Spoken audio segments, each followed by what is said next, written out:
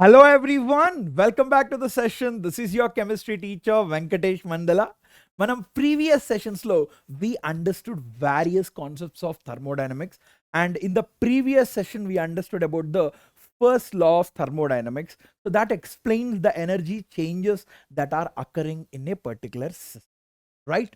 So ఈ particular session లో we'll try to understand about one of the most important parameter, that is enthalpy.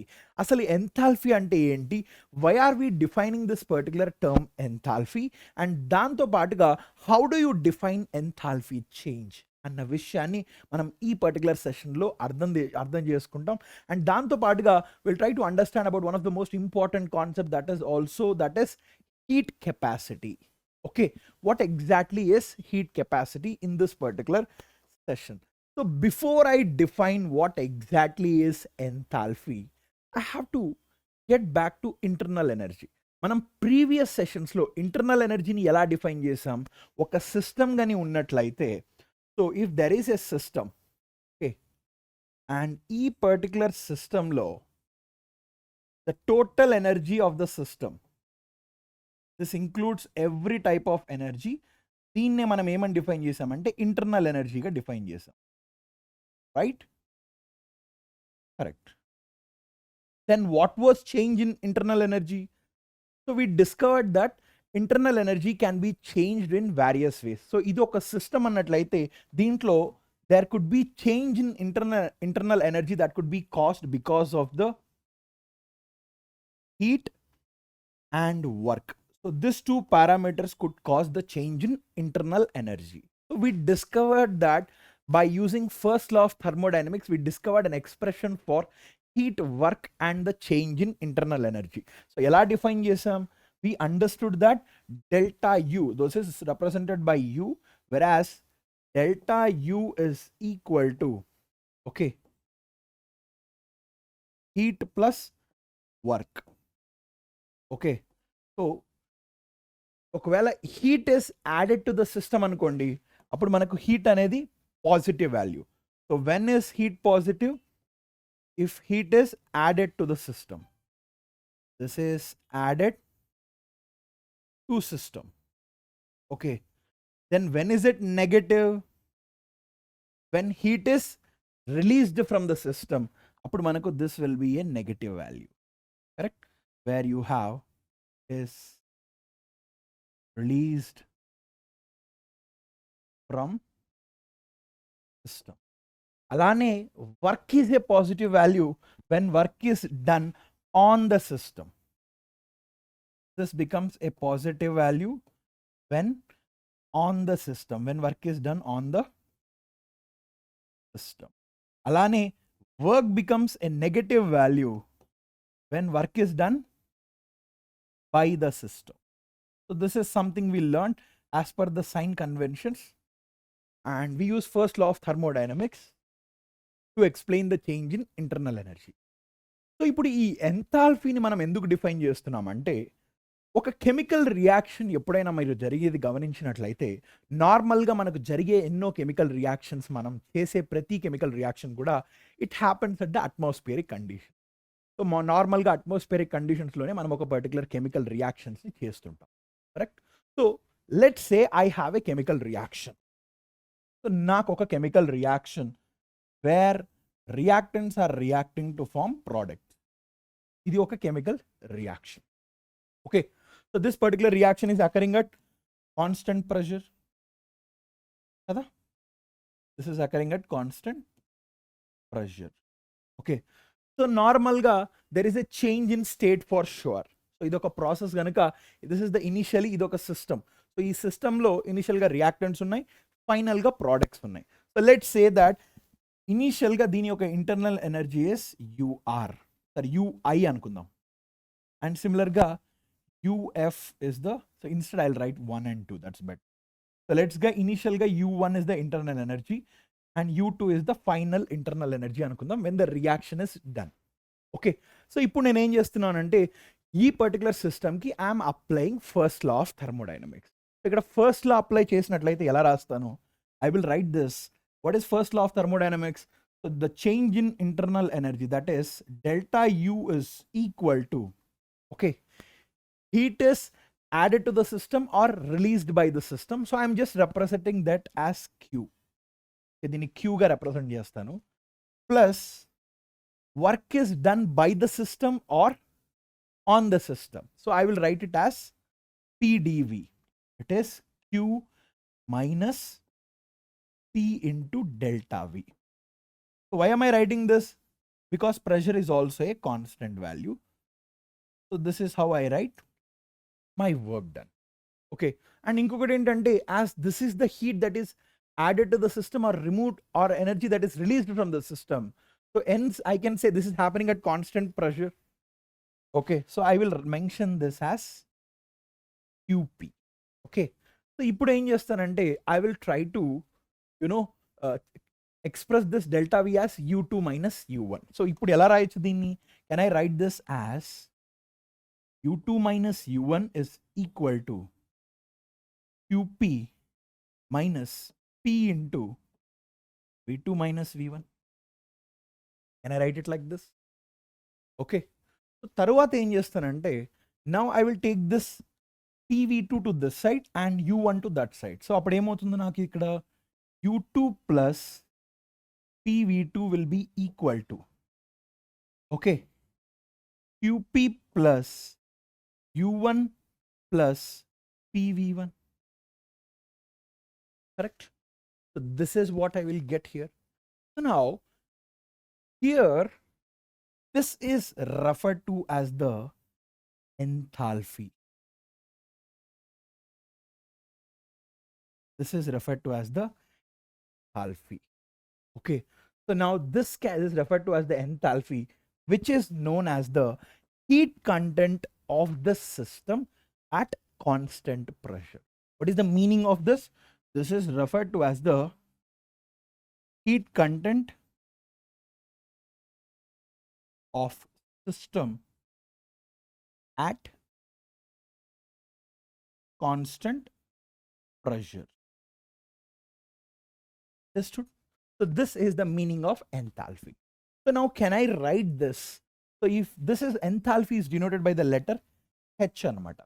So I will write this as H2 is equal to QP plus H1.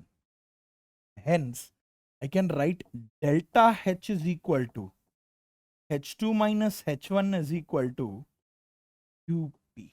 So this tells us that enthalpy of a system is defined as heat that is added to the system or released from the system at constant pressure. So this is referred to as the change in enthalpy. Understood?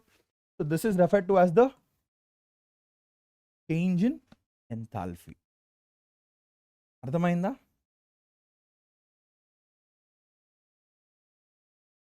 Of the system. Okay. So now, can I say that enthalpy is nothing but what? H is equal to U plus PV. Correct? This is nothing but enthalpy. That is how I have defined. Okay. Now, can I write change in enthalpy as? Okay. So, can I write here delta H is equal to delta U plus delta PV and rayacha? Can I write it like this? Yes, absolutely I can write. So delta H is equal to delta U plus P into delta PV. So now can I write this whole thing again as delta U plus P into delta V plus V into delta P ga rayacha? Yes, I can write this delta PV as P into delta V plus V into delta P. Okay. So if I'm writing it like this, now tell me something. What is the pressure here? Can I say this particular term will turn to 0 here? Endukante this is at constant pressure. Kada? So ikkada constant pressure ganaka oka reaction manam constant pressure lo chestunna ganaka this term will turn to 0. So now can I write here delta H is equal to delta U plus P into delta V ga rayacha? This is how enthalpy internal energy are related. The change in enthalpy and change in internal energy are related by this relation at constant pressure. So this is at constant pressure. Ardhamainda? Is this clear? Did you understand whatever we have discussed till now? Okay. So now let's try to take various cases here. Okay. So now tell me something, case 1. So if what happens if I take volume constant? So constant volume kuda తీసుకున్నాను అనుకోండి. So ఈ case తో పాటు I have constant volume. So అప్పుడు ఏం జరుగుతుంది నాకు? What will happen? So I already know that at constant volume what is delta H? That is nothing but, sorry, at constant volume నాకు తెలిసిన విషయం ఏంటంటే I have change in internal energy is equal to Q into V. That is something we already learned because work done will be 0 at constant volume. So this is from first law of thermodynamics. So how did I get this? From first law of thermodynamics. From first law. Now tell me something. If I have a constant volume, then can I say that delta H is equal to delta U? At this condition, I will have delta H is equal to delta U because P into delta V will turn to 0. So now can I write delta H is equal to delta U is equal to Q into V? So this becomes my expression at constant volume. Is it right? Clear? Understood? Okay, I will take one more case. Now let's take case 2. Okay, I'm taking an ideal gas. I'm taking an ideal gases. Okay, so normal ga I have a ideal gas and it is a gaseous reaction. Oka gaseous reaction jarugutundi. So manaki ikkada oka gaseous reaction జరిగేటప్పుడు so ఏముంటది, you have a reactant that is forming product. Okay, so idemo it is in the gaseous state, this is also in the gaseous state. Okay, now e particular reaction ki if I want to write the change in enthalpy, how will I write? Ela rastanu? I will write it as delta H is equal to delta U plus P into delta V and rastanu. Kada? This is what I will write. So this is change in enthalpy. Now I'm telling that this is an ideal gas. Ikkada entante gases are ideal. I'm assuming the gases to be ideal. Reactant lo A gas unna, product lo A gas unna, they are at ideal condition. So initial ga manam చూసినట్లయితే మనకు ఉండేది ఏంటి, ఒక reactant మాత్రమే ఉంటుంది. So normal గా మనకు initial గా చూసినట్లయితే మనకు కంటైనర్ లో ఏముంటది, ఓన్లీ రియాక్టెంట్ మాత్రమే ఉంటుంది. Okay, so if there is only reactant and if this is at a constant pressure, so now can I write my expression? As we told, reactions anni kuda constant pressure lo jarugutayi ane uddeshamtone we have defined enthalpy. Okay, that's the reason we have defined change in enthalpy. So now ikkada initial ga I have only reactants in the container. Okay, I have only what? Reactants. Okay, so ee reactants yokka pressure nenu P అని తీసుకుంటాను. I will take the initial pressure is P and however there is no change in pressure, pressure already constant, I'll write it as constant. Okay, let's take the volume is equal to V1 initial ga. Okay, so let's say the number of moles denoted by N1. Okay, and inkoti entante this is happening at a constant temperature. So here I will take temperature is also constant. So here temperature is also constant. Okay, so if this is the case, ఎందుకంటే ఒక particular reaction అనేది ఒక particular temperature దగ్గర జరుగుతూ ఉంటుంది. So this are the various conditions ఇనిషియల్గా. మరి నా ఫైనల్ కండిషన్స్ ఏమవుతాయి? సో ఈ V1 కాస్త okay when I'm getting in to final, so ఫైనల్లో నాకు ఏం మిగులుతాయి, ప్రోడక్ట్ మిగులుతాయి. సో ఈ కేసులో నేను ఏం చెప్తున్నానంటే, so let's say now my pressure and temperature are constant. So నా వాల్యూమ్ ఏమవుతుందంటే it becomes new volume that is V2. Okay, alani number of moles becomes N2 here, correct? Now tell me, can I apply ideal gas equation to this and this separately? The ideal gas equation apply చేసినట్లయితే can I write this whole term as PV1 is equal to N1 RT, alane PV2 is equal to N2 RT,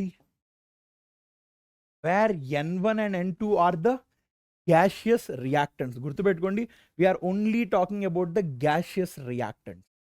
So this is the gaseous number of moles. So ipudu, can I write this? Change in volume will be what?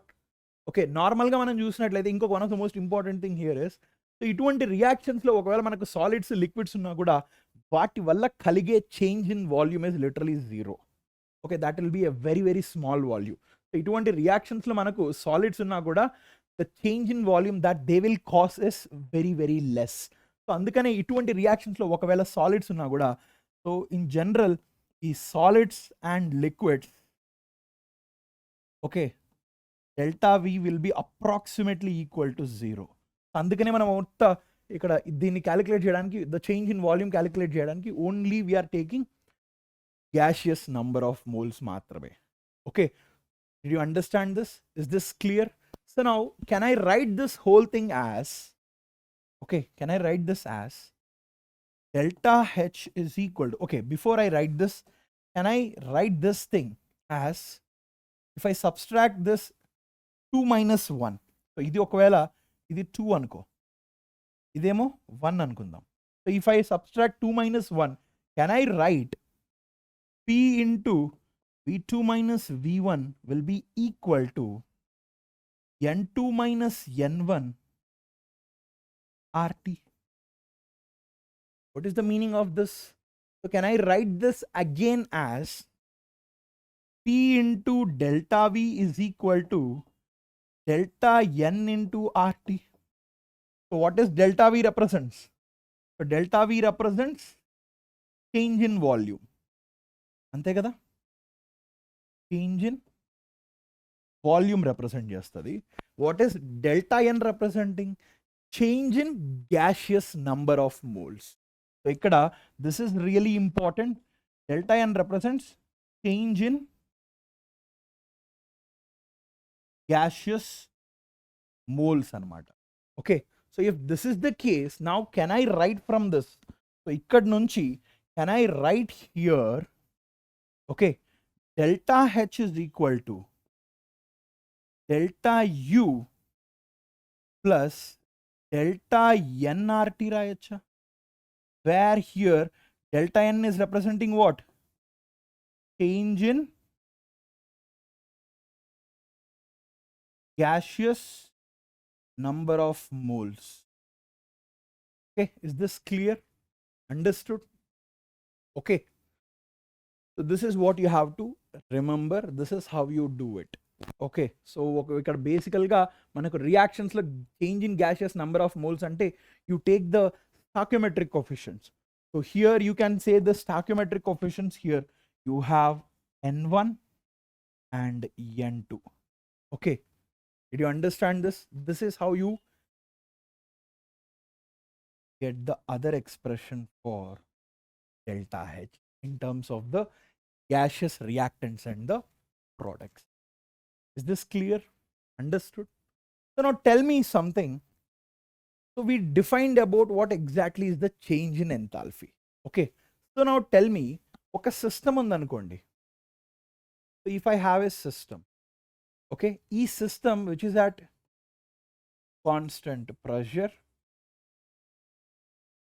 okay, so if I am saying delta H is equal to negative అన్నాను అనుకోండి, what did I say? Delta H is negative. What is the meaning of this? When do I say delta H is negative? What is the meaning of this? When is delta H negative? Can I say in that case heat is released from the system? Kapacha? Can I say that delta H is negative when you have, what exactly is this value? This means what? QP is actually negative. So When is this QP negative? When heat is released from the system. Heat is released from system. Okay, so ఈ ప్రాసెస్ని మనం ఏమని పిలుస్తామంటే exothermic process అని పిలుస్తాం. So which ever is causing this change, so this process అంటే ఇక్కడ మనకు జరిగే ప్రాసెస్ ఏదో ఒక చేంజ్ జరిగిన దానివల్ల మనకి ఏమైంది, ఒక కొత్త సబ్స్టెన్స్ అనేది ఫామ్, ఒక కొత్త సిస్టమ్ అనేది దాని యొక్క స్టేట్ని మారింది. ఓకే, వెన్ నౌ ఈ ఓవరాల్ ప్రాసెస్ జరిగేటప్పుడు మనకు what was the change in enthalpy, that was negative. So ఇది నెగటివ్ వచ్చిందంటే దిస్ టెల్స్ us దట్ ఈ ప్రాసెస్ ఏదైతే జరిగిందో ఆ ప్రాసెస్ని మనం ఏమని పిలుస్తామంటే okay exothermic process. Okay, exothermic. Okay, ఒకవేళ ఇలాంటి ప్రాసెస్లోనే ఒకవేళ if the heat is absorbed, okay, so let's say here you have, so here you have this and దీంట్లో this is changing its state. Okay, so ఈ కేసులో again this is at constant pressure and ఈ కేసులో మనకు delta H is positive. ఇది positive ఎప్పుడు వస్తుంది, when you have this QP value positive, that means what, heat is added to the system, ante heat is absorbed by the system. What is the meaning of this? Heat is absorbed by the system,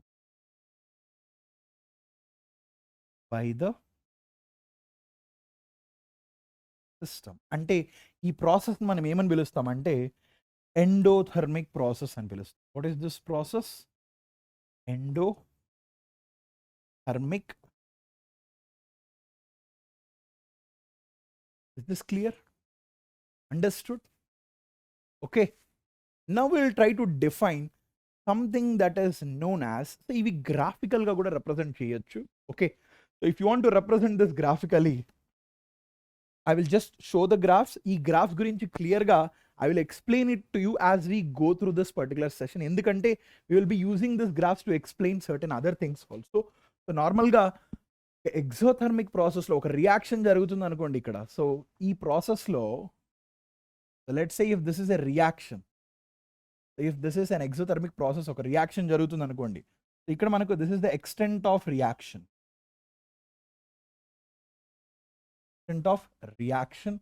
and here is the energy. ఈ graph ఎలా కనిపిస్తుంది అంటే this is how it would look like for an exothermic. This is how it would look like for an exothermic process. ఇది reactant యొక్క energy, ఇది వచ్చి product యొక్క heat content. Understood? So this is how the graph would look like. సిమిలర్గా if you are looking at the other graph, this is what for an exothermic process. Exothermic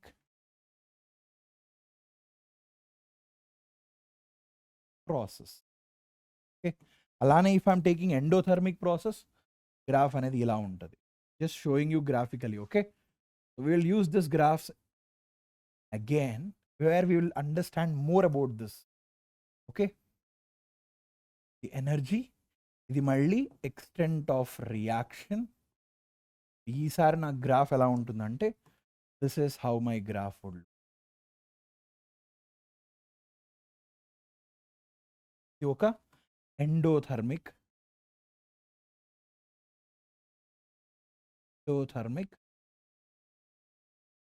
process or reaction.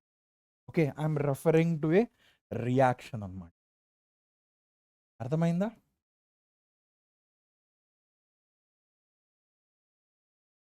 We will learn more about this graphs as we go through this session. Okay, if you notice what is the difference is, it is the energy of the reactant, energy of the product.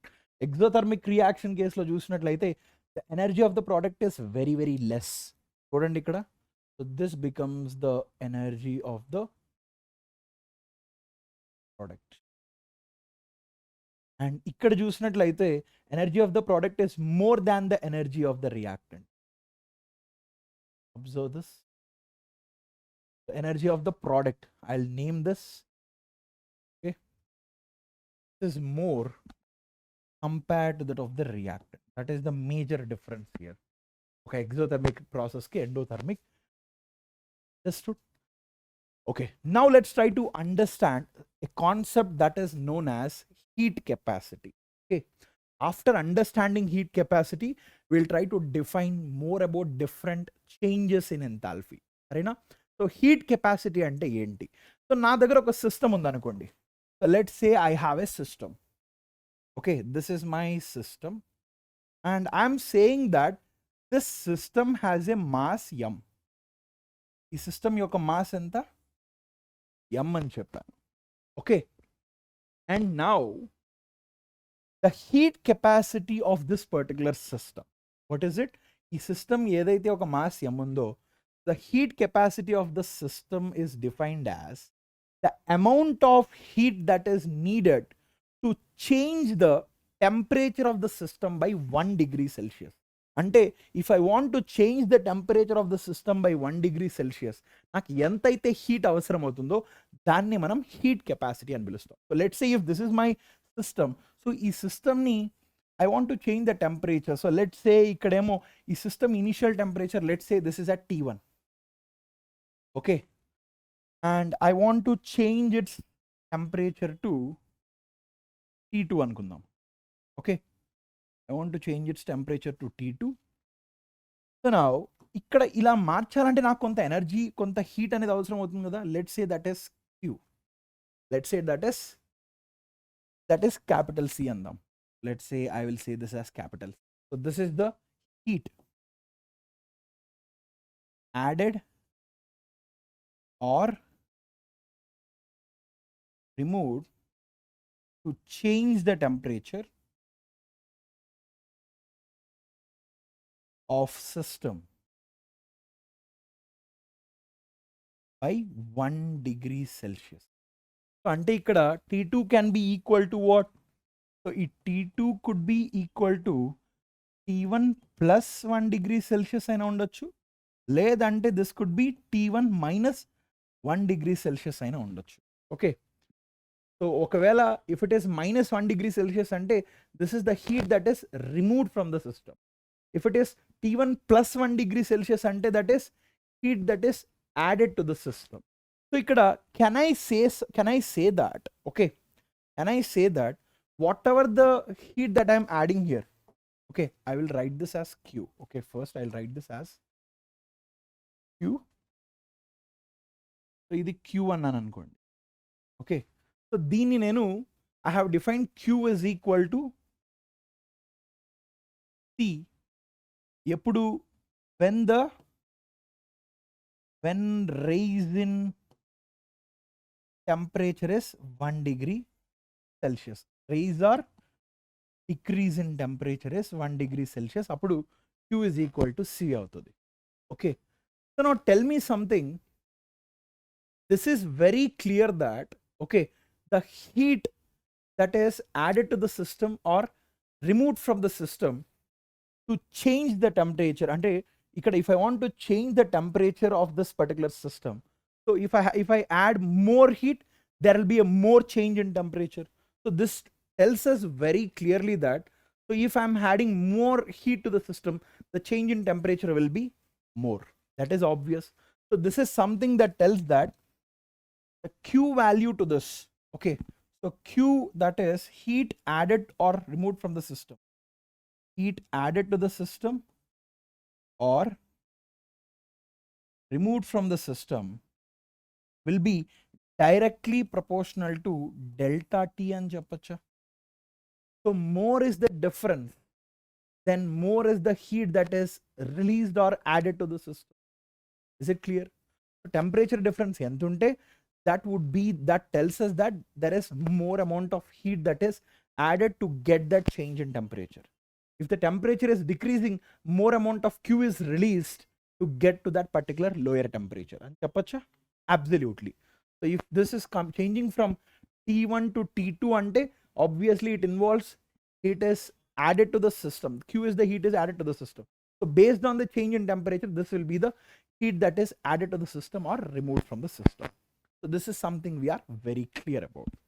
Okay. Now tell me something here. If I want to define this Q, can I write Q is equal to C into delta T and rayacha? Can I write Q is equal to C into delta T? ఒక విషయం నాకు తెలిసిన విషయం ఏంటంటే the heat that is added or removed from the system is directly proportional to change in temperature. That is for sure. అని ఇక్కడ ఇంకో విషయం ఏంటంటే నాకు C is defined as the amount of heat that is added or removed from the system when there is a raise or decrease in temperature by 1 degree Celsius. Heat that is added or removed from the system to change the temperature by 1 degree Celsius. So 1 degree temperature change cheyadaniki, this is the amount of heat that is utilized. So 2 degree change in temperature cheyadaniki, it will be into this C. Exactly. Do you understand what I'm saying? So ikkada I'll tell you with a simple example. Ikkada idi na system kada. So ee system initial ga T1 దగ్గర ఉంది. Okay. So let's say I'm changing this temperature to T1 plus 1 degree Celsius. So ఇలా change చేయాలంటే నాకు ఖర్చు అయ్యే energy ఎంత? C. Okay. So let's say I'm changing again from T1 plus C నుంచి I'm changing this to T1 plus 2C. So ఈసారి మళ్ళీ ఇక్కడ నాకు ఎంత ఎనర్జీ ఖర్చు అవుతుంది? CA కదా. సో ఓవరాల్ ఎనర్జీ చేంజ్ చూసినట్లయితే అంటే to bring this change from T1 to T1 plus 2 degree Celsius కి ఈ చేంజ్ ఓవరాల్ చేంజ్ని తీసుకురావడానికి నాకు ఖర్చు అయింది 2CA కదా. Where 2 is nothing but delta T, that is change in temperature. So that is what I have written here. So is this right? So heat capacity, C is the heat capacity and delta T. Heat that is added to the system or removed from the system is given as C into delta T. Okay. Next thing. Okay. There is something that is known as specific heat capacity. What is it? Specific heat capacity. Specific heat capacity. This is given by the letter small c. So tell me something. E particular system yokka mass enta m. Okay. And this particular system has, if you want to change the temperature of the system by 1 degree Celsius, అంటే ఈ system ఏదైతే ఉందో దీని యొక్క mass m అన్నాం కదా. So దీని యొక్క టెంపరేచర్ని బై 1 degree Celsius నేను చేంజ్ చేయాలంటే how much amount of heat is required? C amount of heat is required. Correct? C is the amount of heat that is required to change the temperature of this. That means here delta T will be equal to 1 degree centigrade. Okay. So if I want to change by 1 degree centigrade, this is the amount of heat required. That is very clear from the definition itself. Now, ade ganaka if I want to change for 1 unit, so m unit mass ki this is required. Ade gani 1 unit mass ki, can I say this will be capital C by small m? So this is the heat energy that is required to change the temperature of the system which is having a unit mass by 1 degree Celsius. So that is defined as the specific heat capacity. Now this is defined as specific heat capacity. So this is nothing but the amount of heat that is needed to change the temperature of the system which is having a unit mass. You understand till here? నేను ఎంతైతే energy spend చేస్తానో ఈ system ఏదైతే ఒక unit Maslow ఉన్న సిస్టమ్ని 1 degree Celsius టెంపరేచర్ని change చేయడానికి నేను స్పెండ్ చేసే హీటే specific heat capacity. Is this clear? So now tell me something very clearly here. So let's say for example I have specific heat capacity given. So నాకేమి ఇచ్చారంటే specific heat capacity. So here what is this?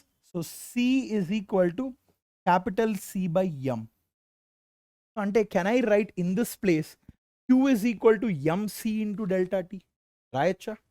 Yes, absolutely. So now my expression becomes Q is equal to m into c into delta T. In physical interpretation, అర్థం చేసుకోండి, just substitution అయితే కాదు. Don't just think about the substitution, understand the physical interpretation. Physical interpretation ఏంటంటే ఇక్కడ C denotes what? It is the heat energy that is required to change the unit mass of a substance by 1 degree Celsius. కానీ ఇక్కడ నా system యొక్క mass m. So ఆబ్వియస్గా now heat energy that would require to change this amount of substance by 1 degree Celsius అంటే m into C. ఖచ్చితంగా. Is this clear? And by what temperature that gives delta T? Did you understand? So దీని యొక్క కారిలేషన్ అర్థం చేసుకోండి, ఇది దీంతో ఎలా relate అయ్యింది, ఇది దీంతో ఇలా ఇది ఎలా వచ్చింది అనేది మీరు అర్థం చేసుకోవాలి. Understood? Okay, understand the physical interpretation, that is more important here. Okay, so now next what I will do is, okay, so let's say I have an ideal gas. So ఒక ఐడియల్ గ్యాస్ ఉంది. Okay, I have an ideal gas. So నాకు తెలిసిన విషయం ఏంటంటే I know that Q is equal to capital C into delta T, and this is also equal to mc delta T. This is something I already derived, right? This is something I already derived. So now tell me something, okay, what is internal energy? What is the change in internal energy? Can I say that delta U is equal to change in internal energy, which is nothing but heat that is added to the system or released from the system at constant volume? This is nothing but change in internal energy. This is something we already learned about. Correct? And alane, what is enthalpy? That is nothing but heat that is added to the system or released from the system at constant pressure. So if that is the case, can I write here delta H is equal to Q into P, which is at constant pressure? Can I write it like this? Okay, so now tell me something. Okay, ideal gas ki, before I write the ideal gas, okay, what exactly and how exactly you have defined enthalpy? So you have defined enthalpy is equal to U plus PV and define chesam. Okay, and from this we have written delta H. Delta H is equal to delta U plus delta PV and define chesam kada. So ఇది ఒక ideal gas. So I can apply PV is equal to nRT. So ఇవి రెండు constant. So here I will apply PV is equal to nRT. So now from this can I write here delta U plus nR delta T అని రాయొచ్చా? This is only for a gas, ఒక particular fixed గ్యాస్కి మాత్రమే. ఇలా రాయొచ్చా? So why am I writing here like this? So here PV is equal to nRT. I just substituted it here. So delta T undi kabatti obviously this is how I will write. Okay. So then tell me something. Can I write this internal energy, that is delta U is equal to QV at constant volume? So can I write this as QV is equal to PV into delta T రాయొచ్చా? Can I write like this from this itself? So this represents at constant volume. So this represents at constant volume. Okay, the constant volume represent chestadi. Alani, can I write QP is equal to CP into delta T? This represents at constant pressure. ఒక constant ప్రెషర్ని denote చేస్తుందా? So now if this is the case, now tell me something. Can I write, if I substitute this values here, okay, I have delta H is what? PV delta T. So can I write the whole thing as PV delta T? Okay, sorry, Cp delta T,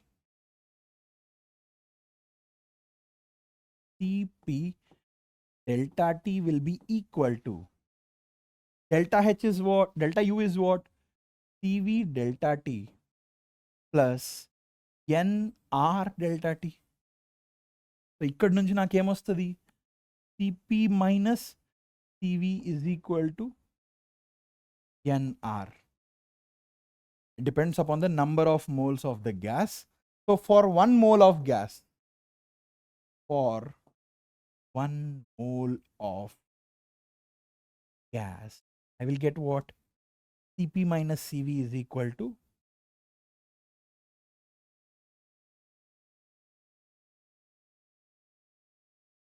understood? Is this clear? Okay. This is the relation between Cp and Cv. Okay. So there is one of the most important thing which I did not define it here. Okay. So manam previous ga we have defined what is specific heat capacity. We did not define what is molar heat capacity, right? So do you know what exactly is molar heat capacity? So ilane same thing ide system teeskuntanu. Okay. So I will say that. Okay. So now if I am taking the same mass m, ఇది ఒక system which is at a constant pressure అనుకోండి. Okay, this is a constant pressure system. So ఈ particular system లో, so if you want to change the temperature of this particular system by 1 degree Celsius, so if you want to change the temperature delta T by 1 degree Celsius, ఇక్కడ మనకు ఖర్చు అయ్యే heat ఎంత? C, where the C is nothing but heat capacity. అంతే కదా? Okay. So now let's say that ఇది m mass is equivalent to, m is the mass kada. So m mass of a substance, let's say this is equivalent to n moles.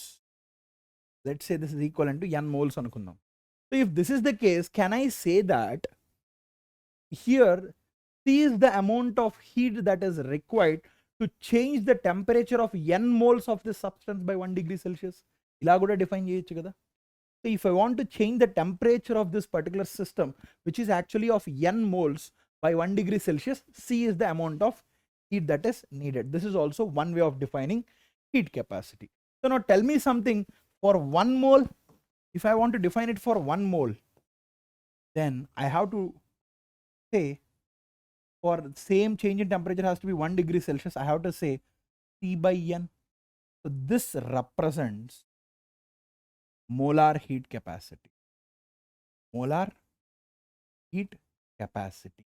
This is defined as the amount of heat that is needed to change the temperature of the system of 1 mole by 1 degree Celsius.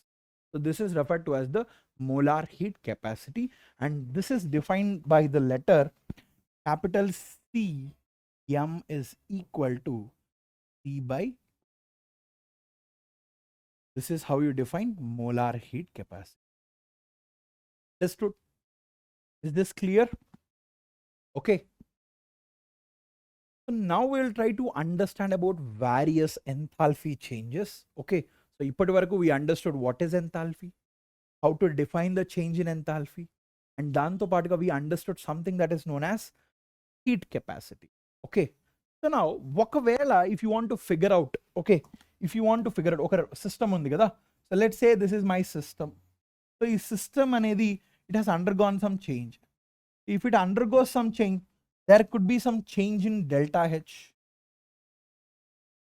Yes, it will have some value. Alane, there could be some change in internal energy.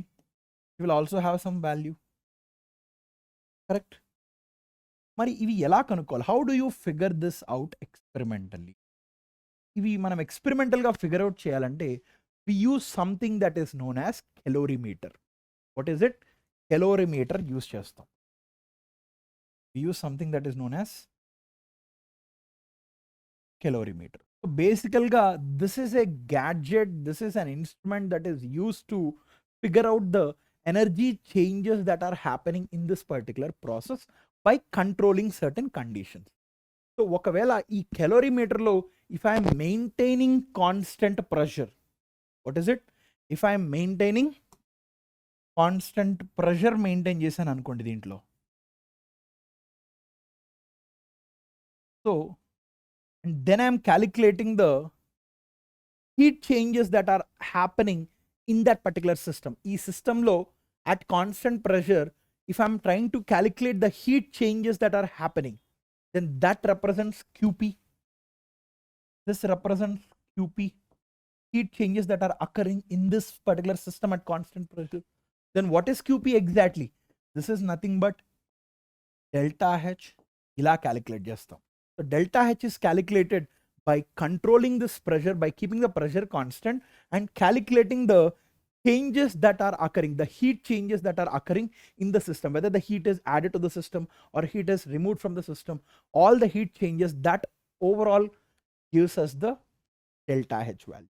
అలానే same thing, ఒకవేళ if you are maintaining constant volume, okay, ఇలా constant వాల్యూమ్ని maintain చేయడానికి we use something that is known as bomb calorimeter. ఈ bomb calorimeter use చేసి వాల్యూమ్ని కాన్స్టెంట్గా ఉంచి, same thing at this particular case ఈ ప్రాసెస్లో if you are actually figuring out the energy changes, whether the heat is added to the system or removed from the system, what is the overall heat transfer that is happening inside this particular system in the bomb calorimeter, that gives us the QV value. That gives us what?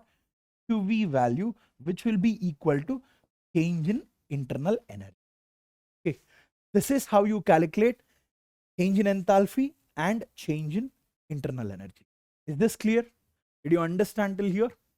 Okay, so now we will try to understand more about different types of enthalpy next. Okay, so first thing ఏంటంటే enthalpy of the reaction గురించి మాట్లాడదాం. Okay, so what exactly enthalpy represents? The heat content, right? So normal గా change in reaction లో అంటే enthalpy change in a particular reaction, I wouldn't say enthalpy of reaction, enthalpy change in a reaction. Okay, so basically గా enthalpy change in a reaction ని మనం define చేయాలంటే, so here ఒక రియాక్షన్లో ఏం జరుగుతుంది, మనకు రియాక్టెంట్స్ ఉంటాయి. So here you have reactants. Okay, so ఆబ్వియస్గా this is some number of moles of this reactants, and that is resulting in the formation of product P. This is the product. This is a particular reaction. Okay, so ఇటువంటి reaction లో if I want to calculate the enthalpy change, that is delta H. So ఈ ప్రాసెస్లో initial to final ఆబ్వియస్గా మనకు enthalpy change ఉంటుంది. So here delta H for this particular reaction is defined as, okay, P into, okay, enthalpy of the product,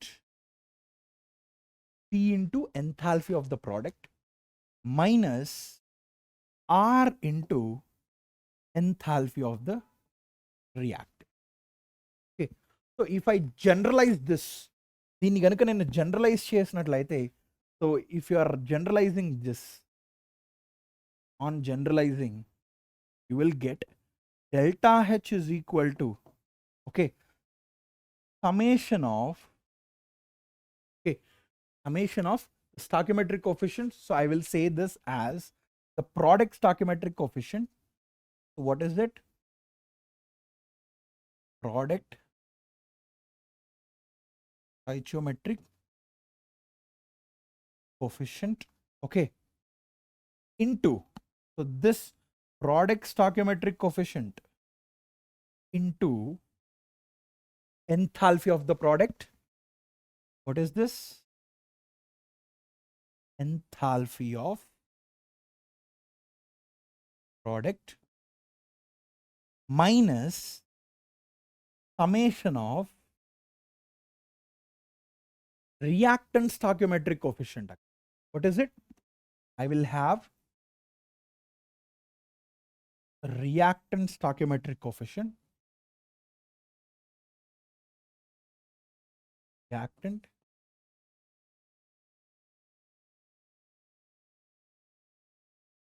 reactant stoichiometric coefficient, okay, into enthalpy of the reactant, into enthalpy of the reactant.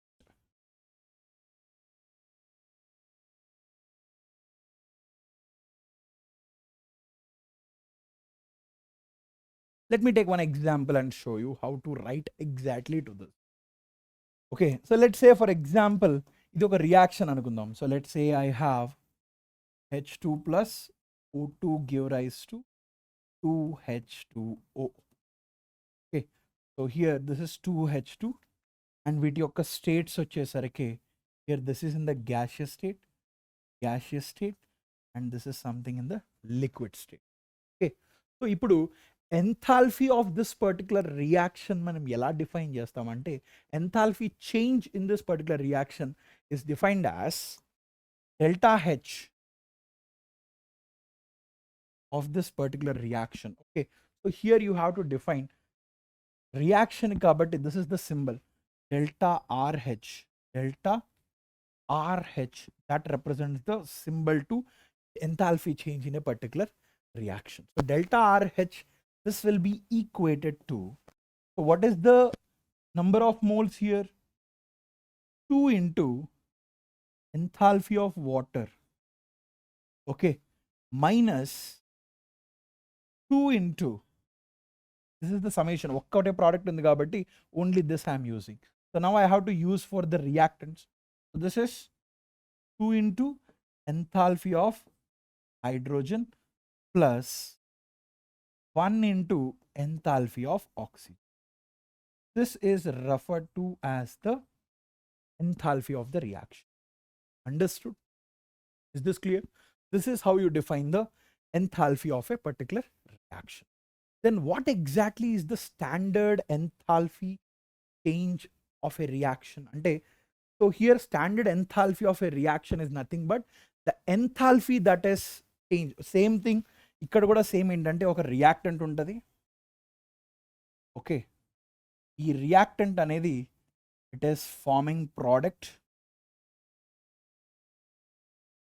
So ఆబ్వియస్గా if it is forming product, there is some energy that is involved here. So delta HR is involved here. So ఈ కేసులో ఈ particular రియాక్షన్లో delta HR, ఈ standard enthalpy of a reaction ఎలా define చేస్తారంటే this is equal to delta HR, I should not use the capital here, delta HR is equal to delta RH naught. This is referred to as the standard enthalpy of a reaction. So ఇక్కడ enthalpy of a reaction ని standard enthalpy of a reaction అని ఎప్పుడు పిలుస్తారు అని అంటే, so if this particular reaction, whatever that is occurring here, it is occurring where the reactants and products are taken in their standard states. So ikkada this is taken in the standard state and similarly product is also taken in the standard state. Then you say that this is known as the standard enthalpy of a reaction at constant pressure. Okay, here the pressure is taken as normally what? 1 bar. So what is the pressure here? Pressure is actually 1 bar. So మీకు ఒక doubt రావచ్చు, అసలు standard state అంటే ఏంటి, ఒక రియాక్టెంట్కి ఒక ప్రోడక్ట్కి standard state అంటే ఎలా డిఫైన్ చేయాలి, what exactly is the meaning of standard state. So standard state అంటే ఏంటంటే, so the state of a substance. So ఒకవేళ I'm saying that this particular substance, okay, this is a substance, okay, ఈ substance is at standard state అన్నాను అనుకోండి. So I have to define at what temperature. Okay, standard state is defined as the state of a substance at a certain temperature. Okay, state of a substance at a certain temperature at 1 bar. Okay, so ఒకవేళ if I'm taking water, standard state of a substance is substance in pure state, substance in pure state taken at a specified temperature, taken at a specified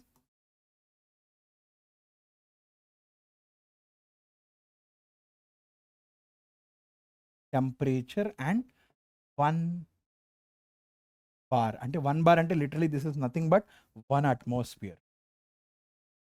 so నార్మల్గా మనం water తీసుకున్నాం అనుకోండి, let's say you have this substance. ఒక example తీసుకున్నట్లయితే let's say I have water. If my water is at let's say -5 degrees Celsius. Okay, if my water is at -5 degrees Celsius. So ఈ -5 degrees Celsius దగ్గర standard state of water is actually ice. So here what is my standard state here? I have to write H2O solid. This is the standard state of water. Okay, so ade ganaka same thing if I have here H2O at +5 degrees Celsius. So ee case lo chusinattlaithe what is the standard state of water? So obviously ee particular case lo it will be H2O liquid. So this is what it meant. Standard state depends upon the temperature at 1 bar. Ikkada malli what is the pressure? Atmospheric conditions. This is at atmospheric condition. Understood? Is this clear? This is how do you define the standard enthalpy of a reaction. So standard enthalpy of a reaction is defined as the enthalpy change that is occurring in the reaction at 1 atmosphere where the reactants and the products are taken in their standard state. So ikkada standard states of the reactants and products refers to what? Their pure state taken at specified temperatures. Understood? Is this clear? Okay, we will understand more about this standard state when we are defining the enthalpy of formation. Okay, appudu inka I will explain you what exactly and what is the standard state for a particular element, what is the standard state for a particular substance. Is this clear? Okay, now let's look at enthalpy of fusion. So enthalpy of fusion eppudu define chestamante, so let's say you have a substance. Okay, so if I have 1 mole of a substance, 1 mole of substance, and this substance is in the solid state, and this is changing into what? Same 1 mole of substance. Okay, here what state it is changing to? It is changing to liquid state.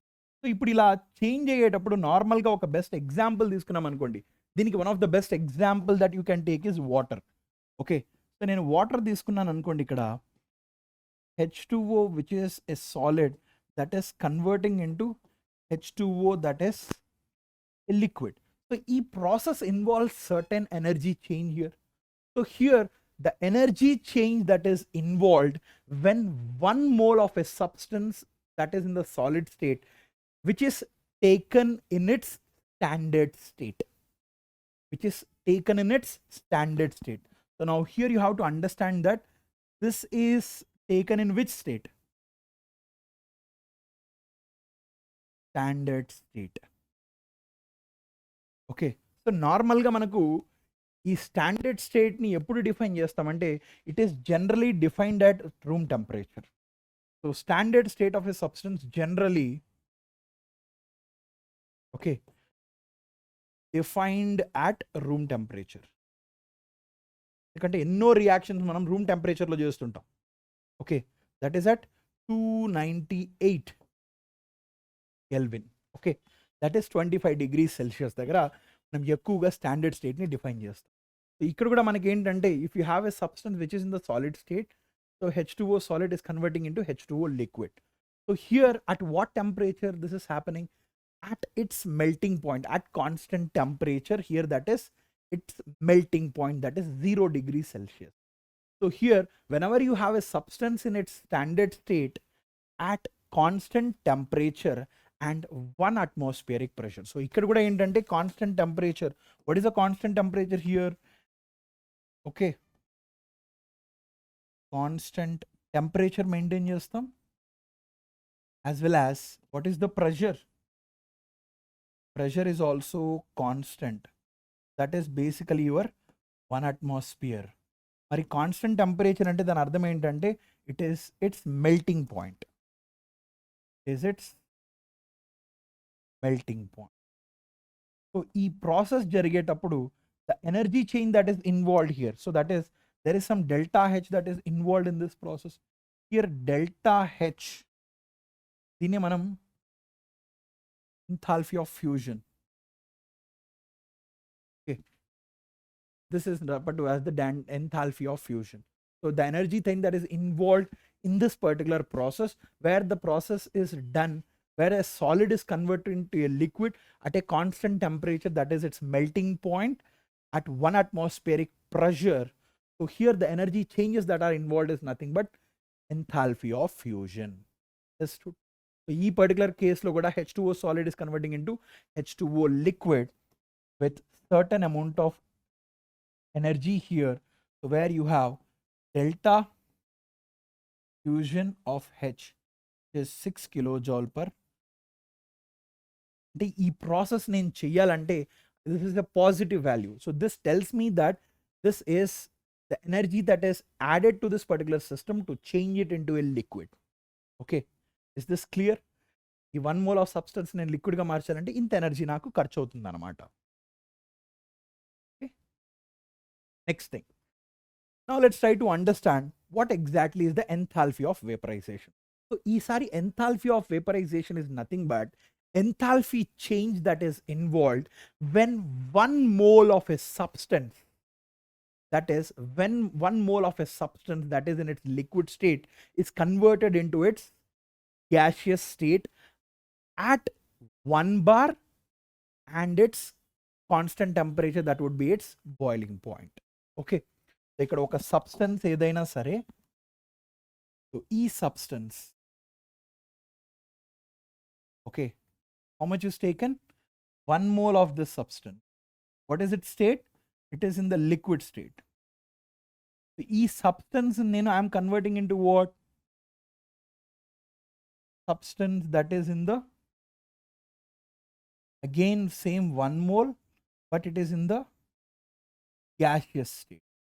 Okay, so ఈ change నేను తీసుకురావడానికి there is some amount of energy that I am spending, right? So that is here represented as delta VPH of this particular process. So delta H is enthalpy of vaporization, is defined as the enthalpy change that is involved when 1 mole of a substance is converted into 1 mole of its gaseous substance at 1 atmospheric pressure at constant temperature. What is the constant temperature that you are maintaining here? What is the conditions here? 1 atmospheric pressure and constant temperature అంటే దాని అర్థం ఏంటిది? ఇక్కడ constant temperature అంటే it's boiling point or boiling temperature అని చెప్పచ్చు. This is referred to as the delta H of vaporisation.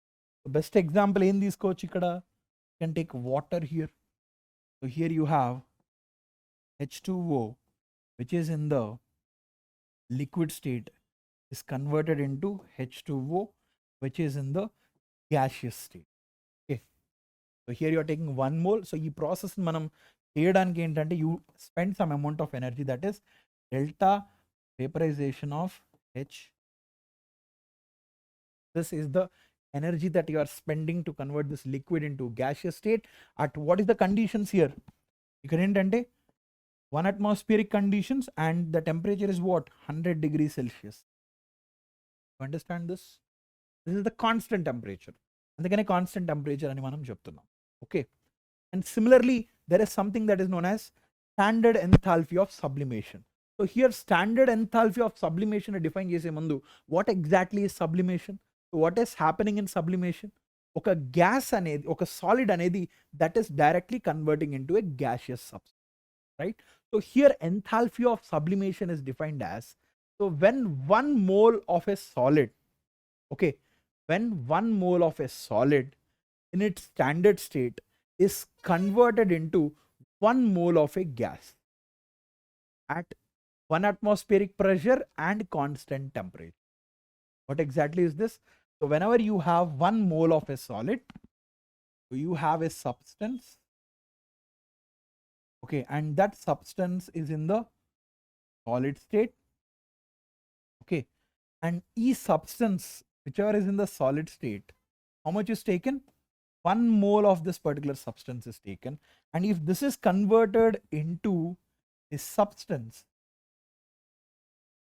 okay, which is a gas, and again this is present as 1 mole. So e process ni, this is happening at what? 1 atmospheric pressure and constant temperature. Again constant temperature, that is your sublimation point. Okay, a particular temperature there manaku sublimation jarugutu untadi. That is nothing but sublimation point. Okay, so ee process jaragalante manaku konta energy akkada avasaram avutundi kada.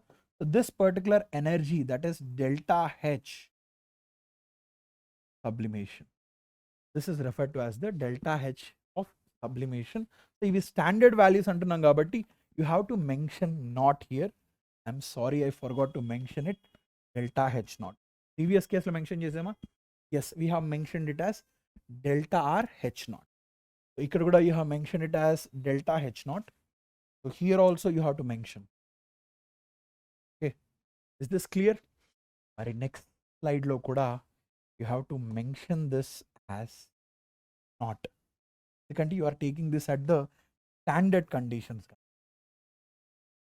Okay, similarly here also you have delta H naught. Understood? So ఈ process జరగడానికి మనకు ఖర్చు అయ్యే energy ఏదైతే ఉందో that is referred to as the delta H naught of the enthalpy change that is occurring here. So initial enthalpy and final enthalpy. So obviously there is an increase in enthalpy here.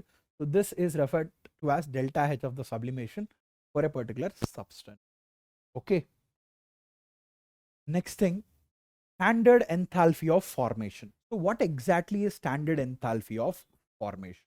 So here enthalpy of formation of a particular substance. Okay, compound. Okay, let's say for example I am defining for a particular compound. So enthalpy of formation of a compound is defined as, okay, the enthalpy change that is involved, okay, when the reactants that are taken in its elemental state. What is it? So whenever the reactants are taken in their elemental state, and if they are converting into 1 mole of compounds, the enthalpy change that is involved in this process is known as standard enthalpy of formation. So ikkada kuda entante, so let's say for example you have a compound AB. Okay, so AB ane compound, let's say if it is forming A plus B, is resulting in the formation of AB compound, which is basically 1 mole of compound. Okay, so ikkada ee particular case lo, ee particular reaction lo, obviously there is some delta H for this particular reaction. There are certain energy changes that are happening in this particular reaction, correct? So it could be at any state. Okay, so ikkada let's say this is at one state. So obviously this is at one state. Here this is also at one state. Here this is also at one state. Okay, so here this is referred to as the enthalpy of the particular reaction, standard enthalpy of the reaction. So where all of them are in their standard states. Okay, so ivanni kuda where the reactants kavachu, products kavachu are in the standard states.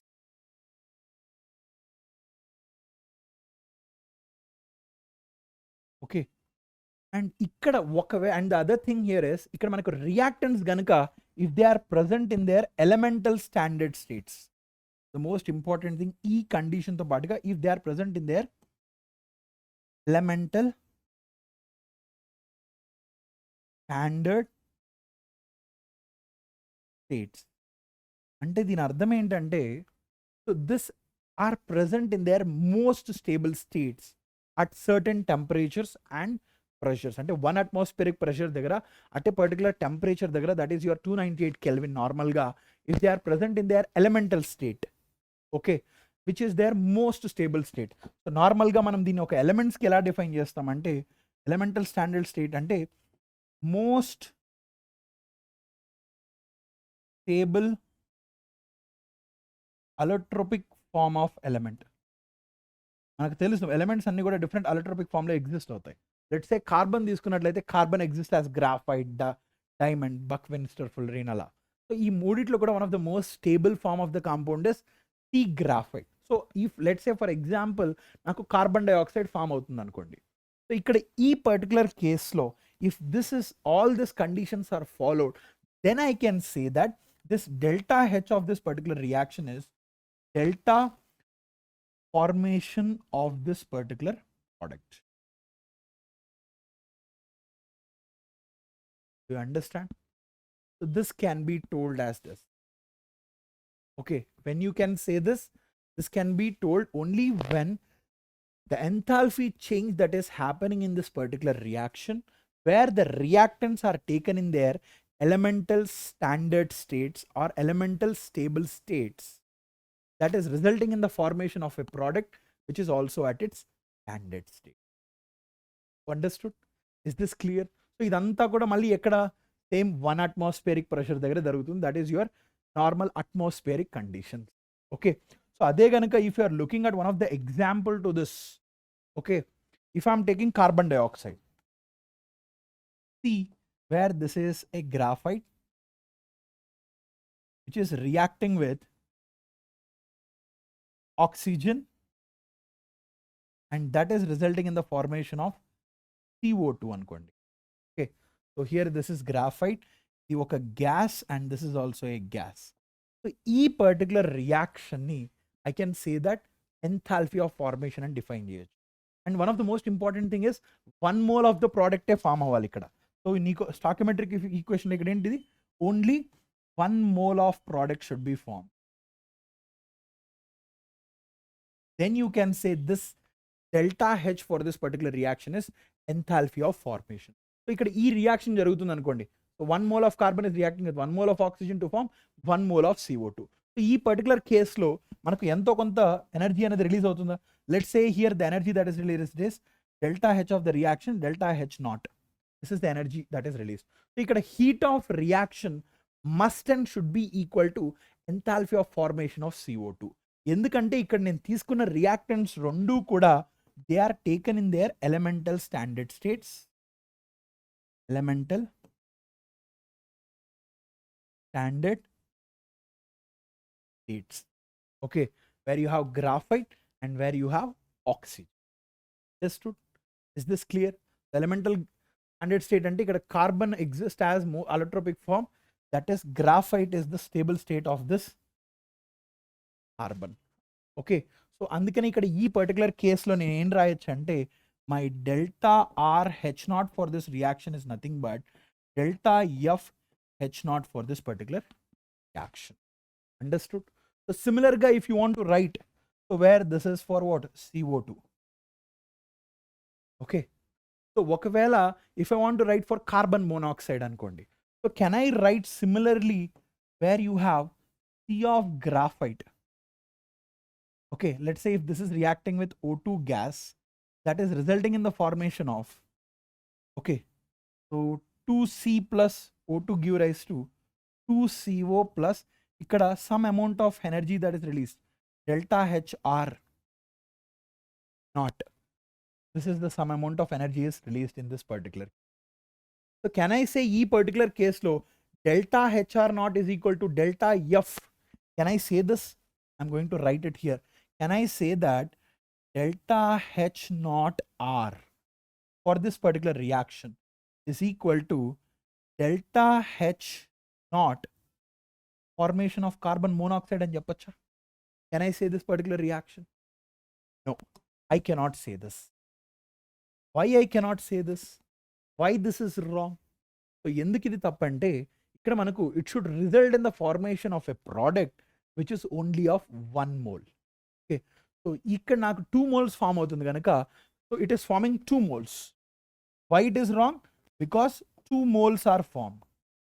So hence this cannot be my heat of formation, enthalpy of formation of carbon monoxide. Ade ganaka, let's say for example I have carbon. Okay, again this is in its graphite state. So if this is reacting with half oxygen, that is resulting in the gaseous state, that is resulting to the formation of carbon monoxide in the gaseous state. So ee process lo naku there is some amount of energy that is released, delta H naught R. So ee particular case lo cheppacha, can I say delta H naught R in this particular case, that is delta H naught R is equal to delta H naught of formation అని చెప్పచ్చా of carbon monoxide? Yes, అబ్సల్యూట్గా చెప్పచ్చు. ఎందుకంటే ఇక్కడ నాకు 1 mole of substance form అయింది, one condition is satisfied, and the second condition ఏంటంటే my reactants are in their elemental states. Yes, they are in the elemental states, and దాంతో పాటుగా they are in the most stable elemental states. So carbon is present in the graphitic form. So అందుకు ఇది correct అని చెప్పొచ్చు. Okay, so let's say for example ఈ particular case చెప్పండి. So let's say I'm taking carbon where I have taken diamond. Okay, so this is forming CO2, that is resulting in the formation of carbon dioxide. Okay, so here also this is a gas, this is also a gas. E case lo obvious ga delta H naught for this particular reaction. So E case lo, can I say that, is my relation correct? Can I say delta H naught R for this reaction is equal to delta F of H of carbon dioxide? Is this true? Is this the enthalpy of formation of carbon dioxide is this much? No. ఎందుకంటే ఒకటేంటంటే you have to check the condition. First condition ఏంటంటే 1 mole of the substance form అయిందా? Yes. So 1 mole of substance is form, that is satisfied. అని ఇక్కడ మనం చూసినట్లయితే diamond is not the stable state.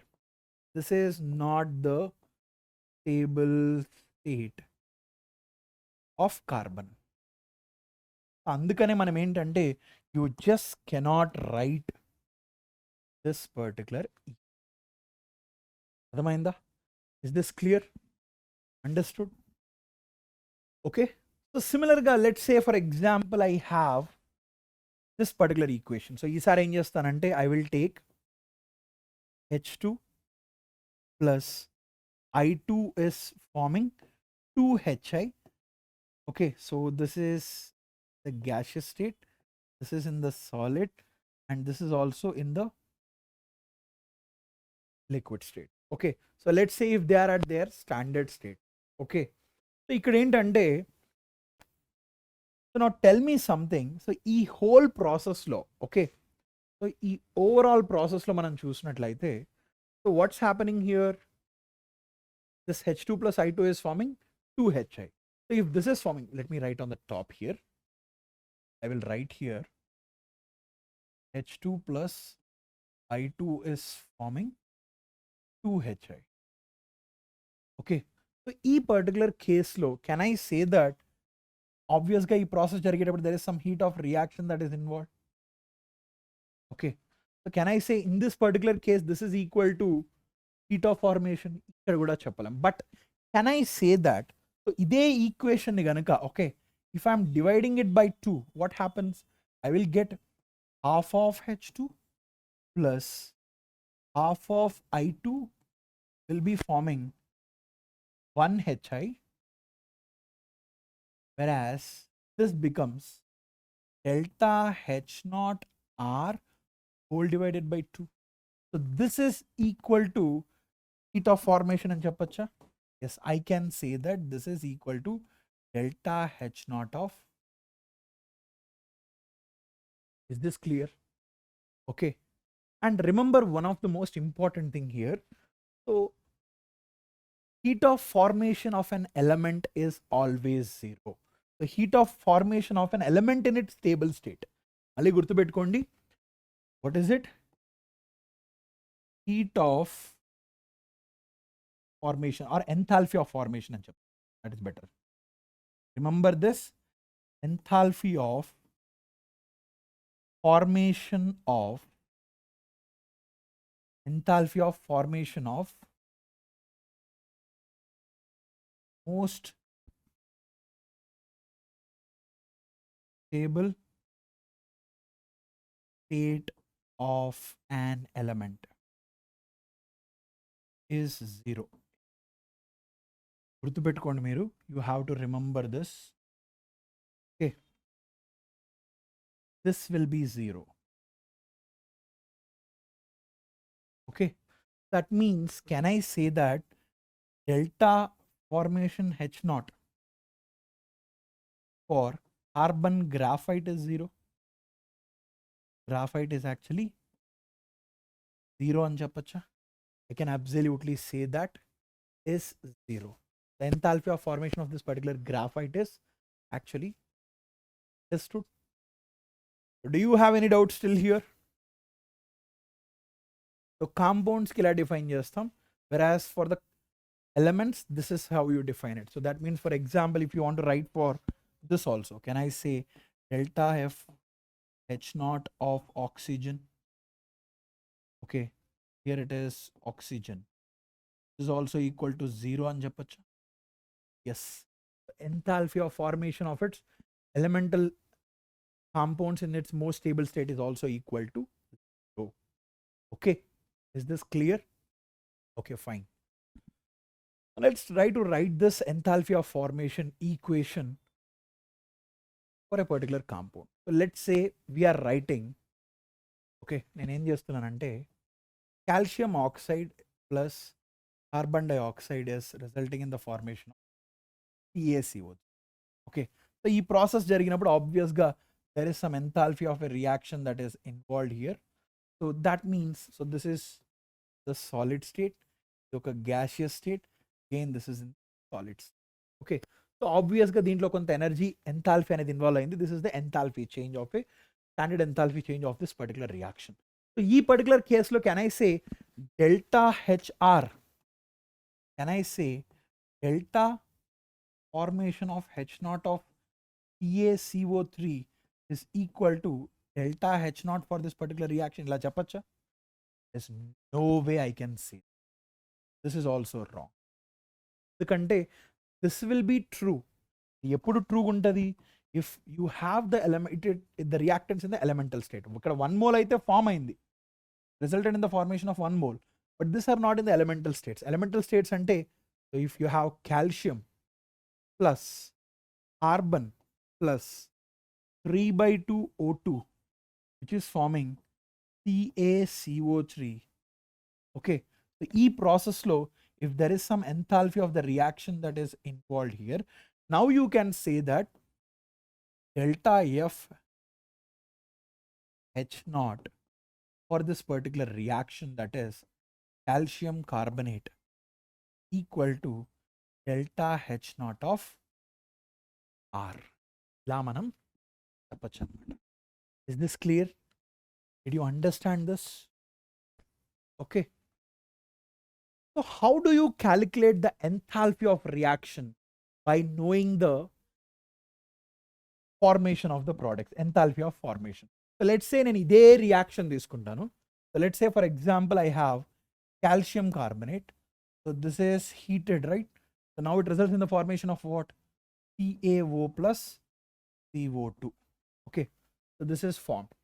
So ఈ particular case లో మనం previous గా ఒకటి define చేసాం. What did we define here? So previous గా enthalpy of the reaction ఎలా define చేసాం? This was defined as, we have defined it as what? 1 mole. So ఇక్కడ this is enthalpy of KCO3 minus enthalpy of AO plus enthalpy of CO. So this is how you defined it, correct? So ఇక్కడ కూడా ఏంటంటే, so here this enthalpy of a particular reactant and the product refers to the enthalpy of formation of the reactant and product. So ఇక్కడ similar గా you can write from this delta H naught of this particular reaction in its standard state. Okay, this is in general, that is what we have figured out from the previous case. ఇక్కడ మనం figure out చేసాం కదా. What did we write here? I'll show you. Where did we write this?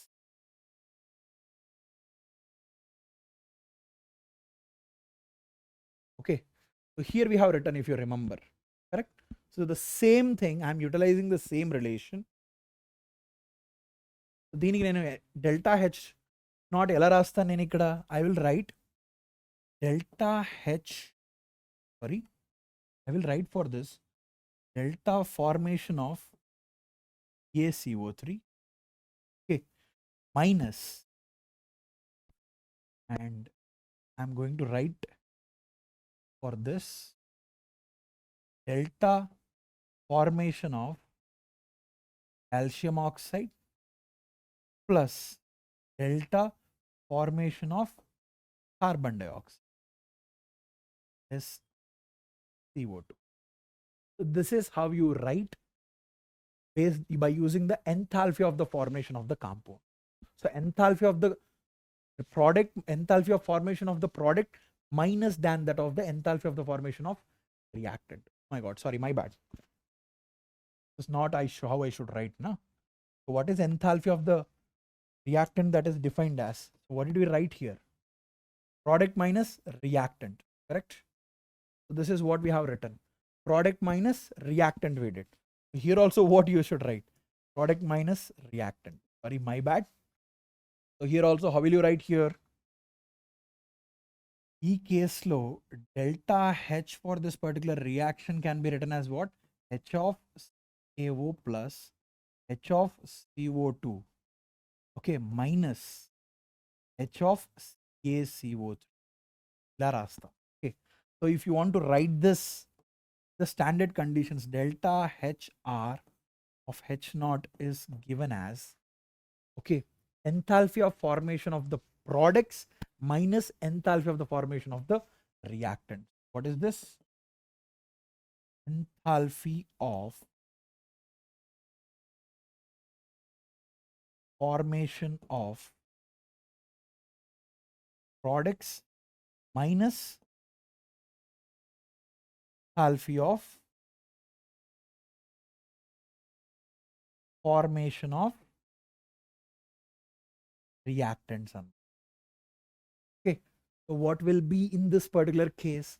So can I write this whole thing as delta F H KCO3?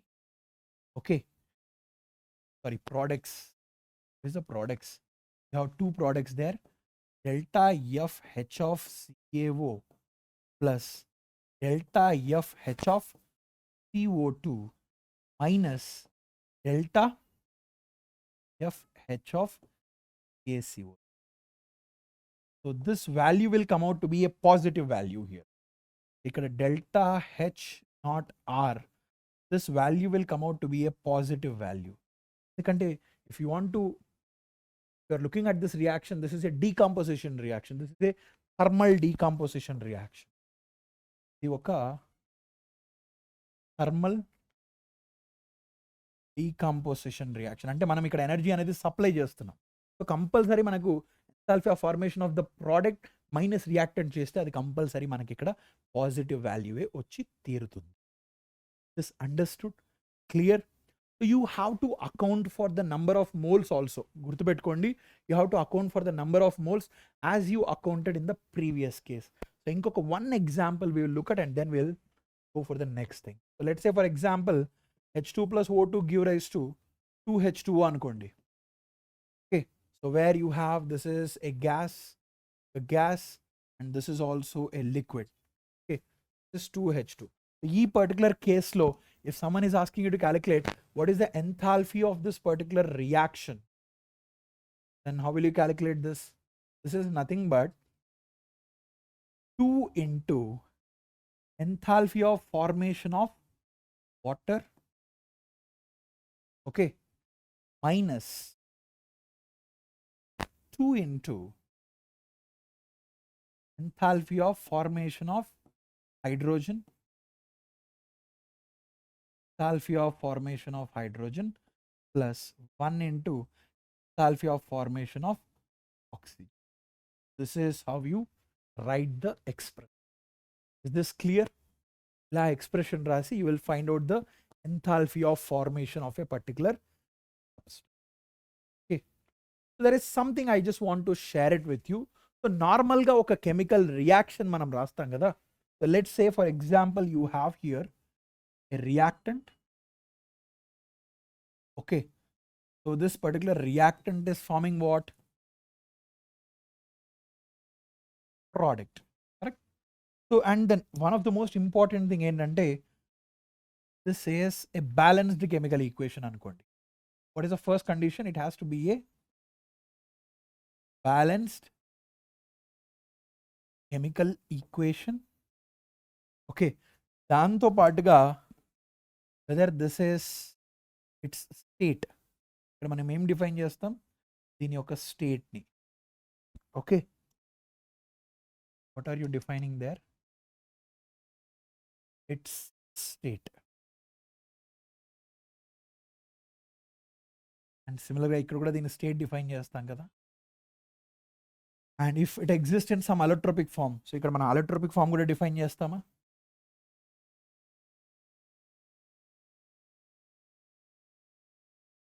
Form కూడా define చేస్తాం.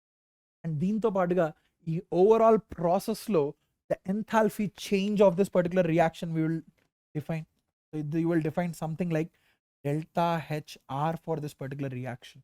So ఈ ఒక particular chemical equation కనుక ఈ ఫామ్లో ఉన్నట్లయితే then you call that particular equation as thermochemical equation అని పిలుస్తాం. Then you call this as what? Thermochemical equation అని మనం పిలుస్తాం. Okay, is this clear? Understood? So we understood a lot about enthalpy change, how to write the enthalpy of formation, ఇవన్నీ కూడా we have defined in this particular case. So దేని మనం enthalpy of formation అని చెప్పొచ్చు, దేని enthalpy of formation అని మనం చెప్పకూడదు అన్న విషయాల్ని కూడా నేను ప్రీవియస్ స్లైడ్స్లో ఎక్స్ప్లెయిన్ చేయడం జరిగింది, right? So now let's try to understand something that we call it as Hess law.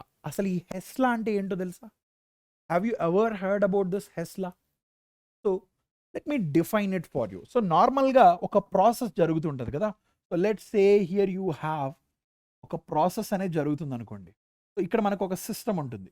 Okay, let's say this is my system. So ఈ సిస్టమ్ ఏం చేస్తుంది? Let's say it is changing it state and farming a different substance, the same system. So ఇలా change in state జరిగినప్పుడు let's say the enthalpy of this particular process that is involved is delta H. The enthalpy that is involved, the enthalpy change that is involved when there is a change in state of this particular system, let's say that is delta H. Okay, so ఈ process, this is a single process. ఇక్కడ మనకు ఒక process జరుగుతుంది. So ఈ ప్రాసెస్లో మనకు involve అయిన enthalpy change ఎంత? Delta H. సో ఇదే ప్రాసెస్ గనక if it is happening in multiple steps, okay, if this is happening in multiple steps, so that means here you have my system, and again this system is changing into a different state, and ఏదో ఒక parameter change అయితే state change అయింది, then again it is getting back to its final state. ఇక్కడ మూడు process change అయింది. So this is my process 1, మళ్ళీ ఇక్కడ process 2, and here it is process 3. So బేసికల్గా ఇక్కడ ఈ ప్రాసెస్ ఏదైతే జరిగిందో, if the same process is happening in multiple steps, and if the enthalpy change that is involved in every step of this particular process, let's say this is delta H one అనుకోండి, ఇక్కడ delta H two అనుకోండి, here let's say it is delta హెచ్3, then this Hess law states that delta H must be equal to, okay, so delta H must be equal to delta H1 plus delta H2 plus delta H3. You understand? This is what Hess law tells us about.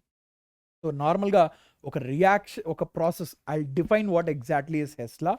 So if there is a process that is happening in a single step, okay, and if the same process is happening in multiple steps, then the enthalpy change in a single process is equal to the enthalpy, sum of enthalpy changes in all the process. Okay, then oka chinna example dwara cheptanu chudandi. Okay, so let's say for example I have C plus O2 is resulting in the formation of CO అనుకోండి. That means here it is 1 mole is formed. So C plus half O2 forming CO. So E process obvious ga, here you have carbon existing as graphite. So this is in its gaseous state and this is also in the gaseous state. So appudu manaku delta H emotadi. So delta H for this process is the delta H naught R for this particular process. Yes.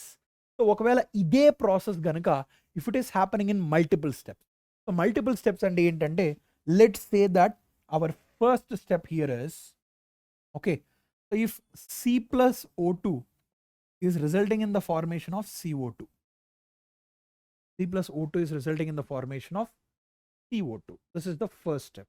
So దీనికి obviously it involves some amount of energy. So here you have, this is again in the graphite.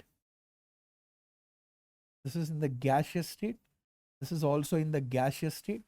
So ఇక్కడ మనకి ఏమొస్తుంది, delta H naught R for this particular reaction. Okay, so let's say this is the delta H naught R1.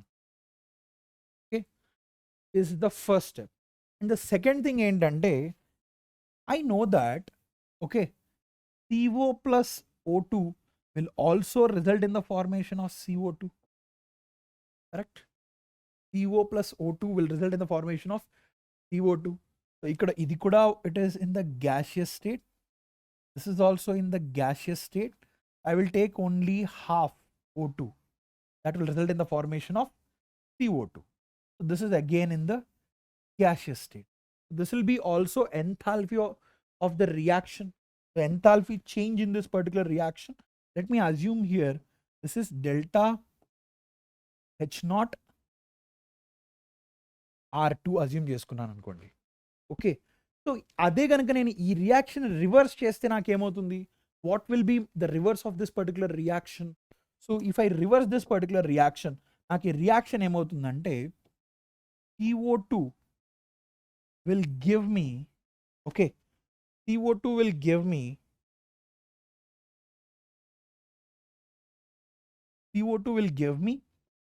CO plus half O2. Again, this is also in the gaseous state. ఒకవేళ ఇక్కడ నేను enthalpy of this particular reaction if I'm saying this is HR H03 అన్నాను అనుకోండి, can I say that? Okay, so ఇప్పుడు నేను ఏం చేస్తున్నానంటే, first thing carbon plus oxygen react అయ్యి CO2 ఫామ్ అయ్యాయి. తర్వాత this CO2 is resulting in the formation of CO plus half O2. What happens if I add this equation 1 and equation 2? So ikkada ee రెండింటిని నేను add చేశాను అనుకోండి, you will end up getting this particular equation. చూడండి బాగా. So C plus O2 will form, CO2 will get cancelled. Again this becomes C plus half O2 becomes CO అని వస్తుంది మనకి ఇక్కడ, కార్బన్ మోనాక్సైడ్. అంటే can I write from this, okay, ఈ రెండు equations నుంచి can I write that delta H naught R for this particular reaction is equal to, okay, delta H naught R1 plus delta R H naught 3 and right? Can I write it like this, right? This is what the sum of enthalpies of this both the reactions is nothing but total enthalpy of this particular process. This is what the Hessla is also telling us. And inkoti entante, how is this related? So from this, how is this delta HR3 is related to delta HR2? I know that, okay, we know what delta R H03 is equal to minus of delta R H02. అంతే కదా, ఎందుకంటే this is the reverse reaction. ఇక్కడ ఆబ్వియస్గా ఒక రియాక్షన్ని reverse చేసినట్లయితే దాని యొక్క enthalpy కూడా రివర్స్ అవుతుంది కదా. So negative of this will not be equal to delta R H03. Did you understand this till here? Is this clear? Okay, so this is how you figure out the enthalpy of a particular reaction by using Hess law. Okay, clear? Now let's look at something that is known as enthalpy of combustion. So what exactly is the standard enthalpy of combustion? So normal ga standard enthalpy of combustion manam ela define chestamante, this is the enthalpy change that is involved when 1 mole of the fuel, okay, 1 mole of the substance that is undergoing combustion to form products, that is carbon dioxide plus water kaavachu ante complete combustion. So the amount of energy, the enthalpy change that is involved when 1 mole of the reactant is reacting with oxygen undergoing combustion to form products. Okay, so complete combustion జరగడానికి మనకి ఎంతైతే energy release అవుతుందో దాన్ని మనం enthalpy of combustion అని పిలుస్తాం. So that means for example let's say here you have a substance, చిన్న example తీసుకుందాం. సో మీథేన్ తీసుకుంటాం. So if I have methane which is in the gaseous state, it is allowed to react with oxygen which is in the gaseous state, that results in the formation of what? Carbon dioxide plus water. Okay, so దీని కనుక నేను balance చేసినట్లయితే what will be the balanced equation to this? So here this becomes 2H2O. okay, so it is balanced. I have to put 2 oxygen.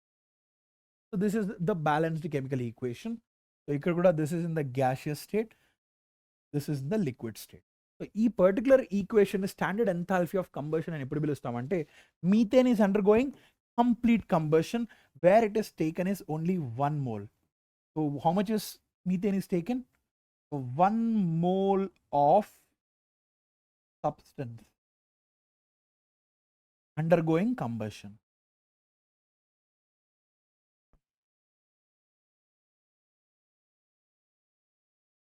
Okay, then you call this as standard enthalpy of combustion.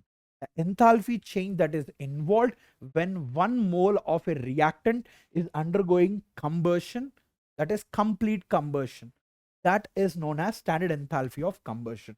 So ఈ particular case లో ఏదైతే మనకు delta heat of the reaction ఉంటుందో, okay, so that is nothing but enthalpy of combustion for this particular reaction. Understood? Is this clear why we are saying it as enthalpy of combustion? Okay, so next thing ఏంటంటే, tell me if this is a reaction. So let's say I have C2H6, this is allowed to react with oxygen and that is resulting in the formation of what? CO2, which is a gas, plus H2O. So ikkada manaku, let's balance this first.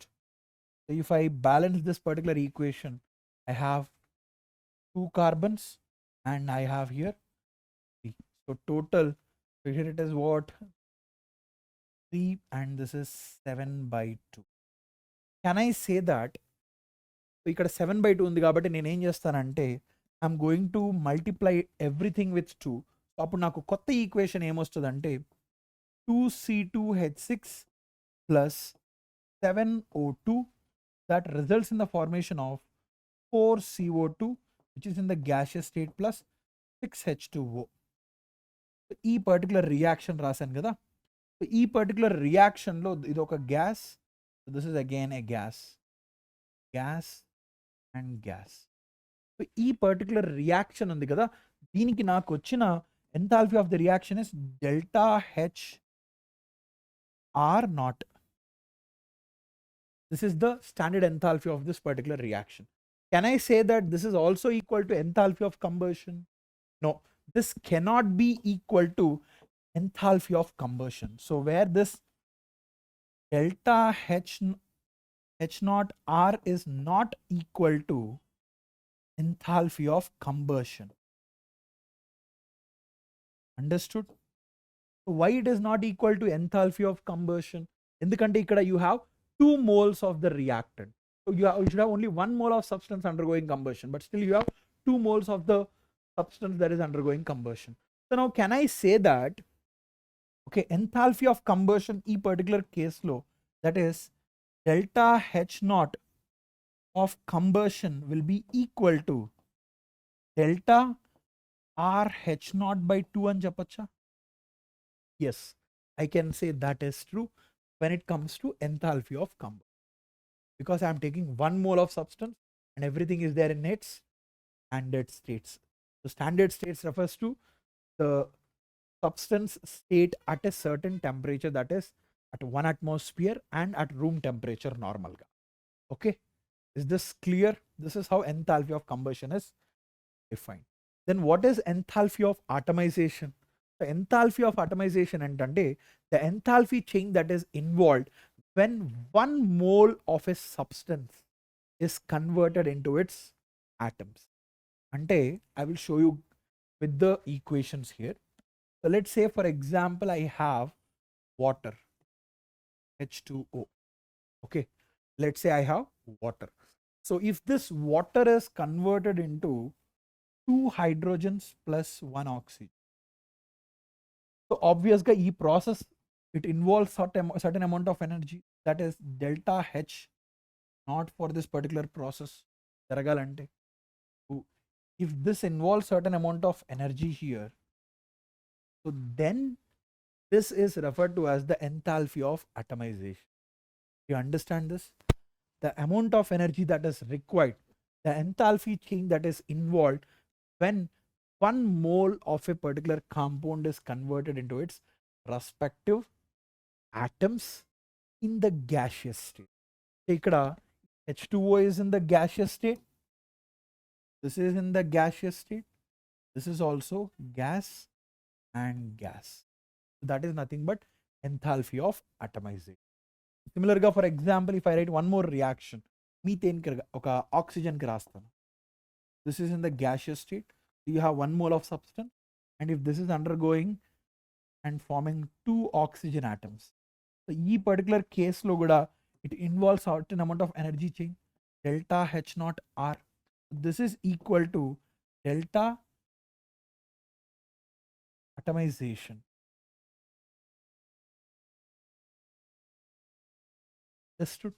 Similarly, this above 1 is also equal to delta atomization, enthalpy change of atomization, enthalpy of atomization for this particular reaction.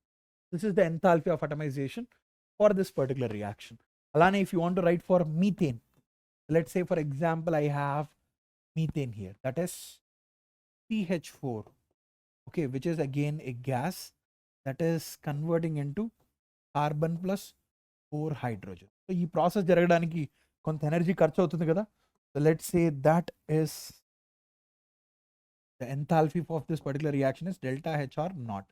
That will be equal to enthalpy of atomization for this particular process. Understood? Clear? So malli ikkada same 1 mole of CH4. So దీనికి ఖర్చు అయ్యే ఎనర్జీయే enthalpy of atomization. Is this clear? Okay. Now let's look at something that is known as bond enthalpy. So this bond enthalpy will be defined in 2 different ways. ఒకటి ఏంటంటే we will define one as bond dissociation enthalpy. Bond dissociation enthalpy. ఇంకోటి ఏంటంటే mean bond dissociation enthalpy. Mean bond dissociation enthalpy. Okay. బేసికల్గా ఇక్కడ bond dissociation enthalpy అంటే దీని ఒక డైఅటమిక్ మాలిక్యూల్స్కి మాత్రమే డిఫైన్ చేస్తాం. నార్మల్గా మనకు ఒక డైఅటమిక్ మాలిక్యూల్ ఉందనుకోండి, let's say I have X2 is a diatomic molecule. దీనికని నేను బ్రేక్ చేసి I'm taking 1 mole of this X2 in its gaseous state, and there is a bond between this X, so that will result in the formation of what? 2X, right? The gaseous state. ఈ particular process జరగాలంటే కొంత energy involve అవుతుందా? Obviously, that is delta H naught of this particular reaction.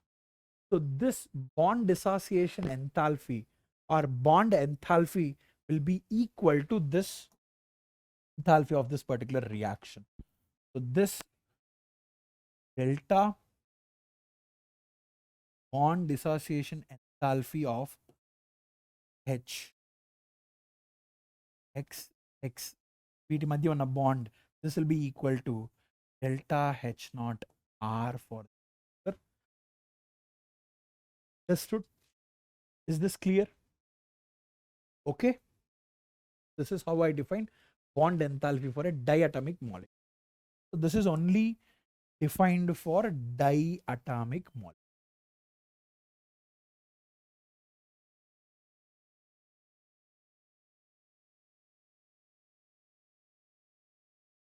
బేసికల్గా మనం ఒక bond ఉంటుంది కదా, అంటే రెండు ఆటమ్స్ మధ్య ఒక బాండ్ ఉంటుంది కదా, the amount of energy that is required to break that 1 mole of that particular bond.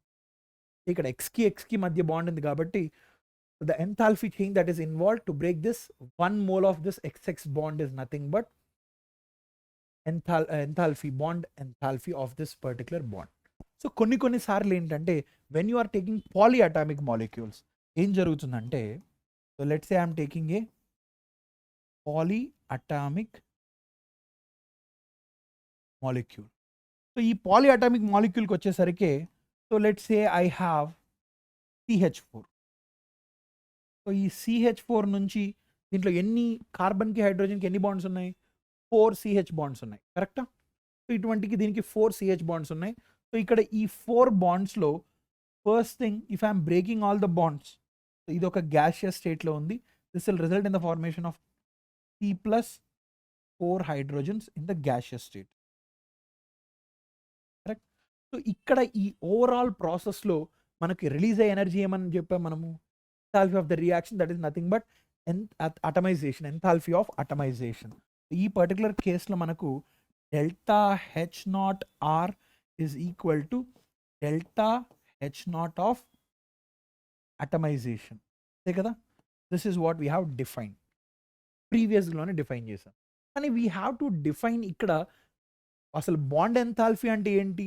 The enthalpy change that is involved when 1 mole of a particular bond is broken. కానీ ఇక్కడ 4 bonds అనేది break అయ్యాయి కదా, ఒక్క bond అయితే break అవ్వలేదు, ఇక్కడ 4 bonds అనేవి బ్రేక్ అయ్యాయి. సో అందుకనే మనం ఏం చేస్తామంటే మీన్ బాండ్ ఎంథాల్పీ తీసుకుంటాం.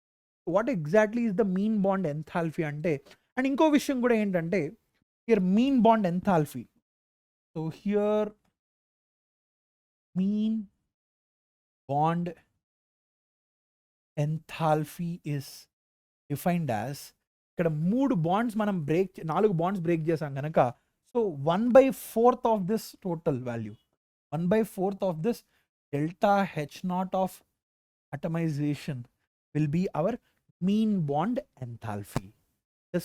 So this is nothing but delta H naught, okay, bond enthalpy for which CH bond, okay, this will be equal to 1/4 of this particular value. మరి ఇక్కడ 1/4 of this particular value అని చెప్తున్నాను కదా, so this is the overall energy that is released in the atomization, right? Do you think ఇక్కడ ప్రతిసారి ప్రతి hydrogen తీయాలంటే same amount of energy release అవుతుంది అనుకుంటున్నారా?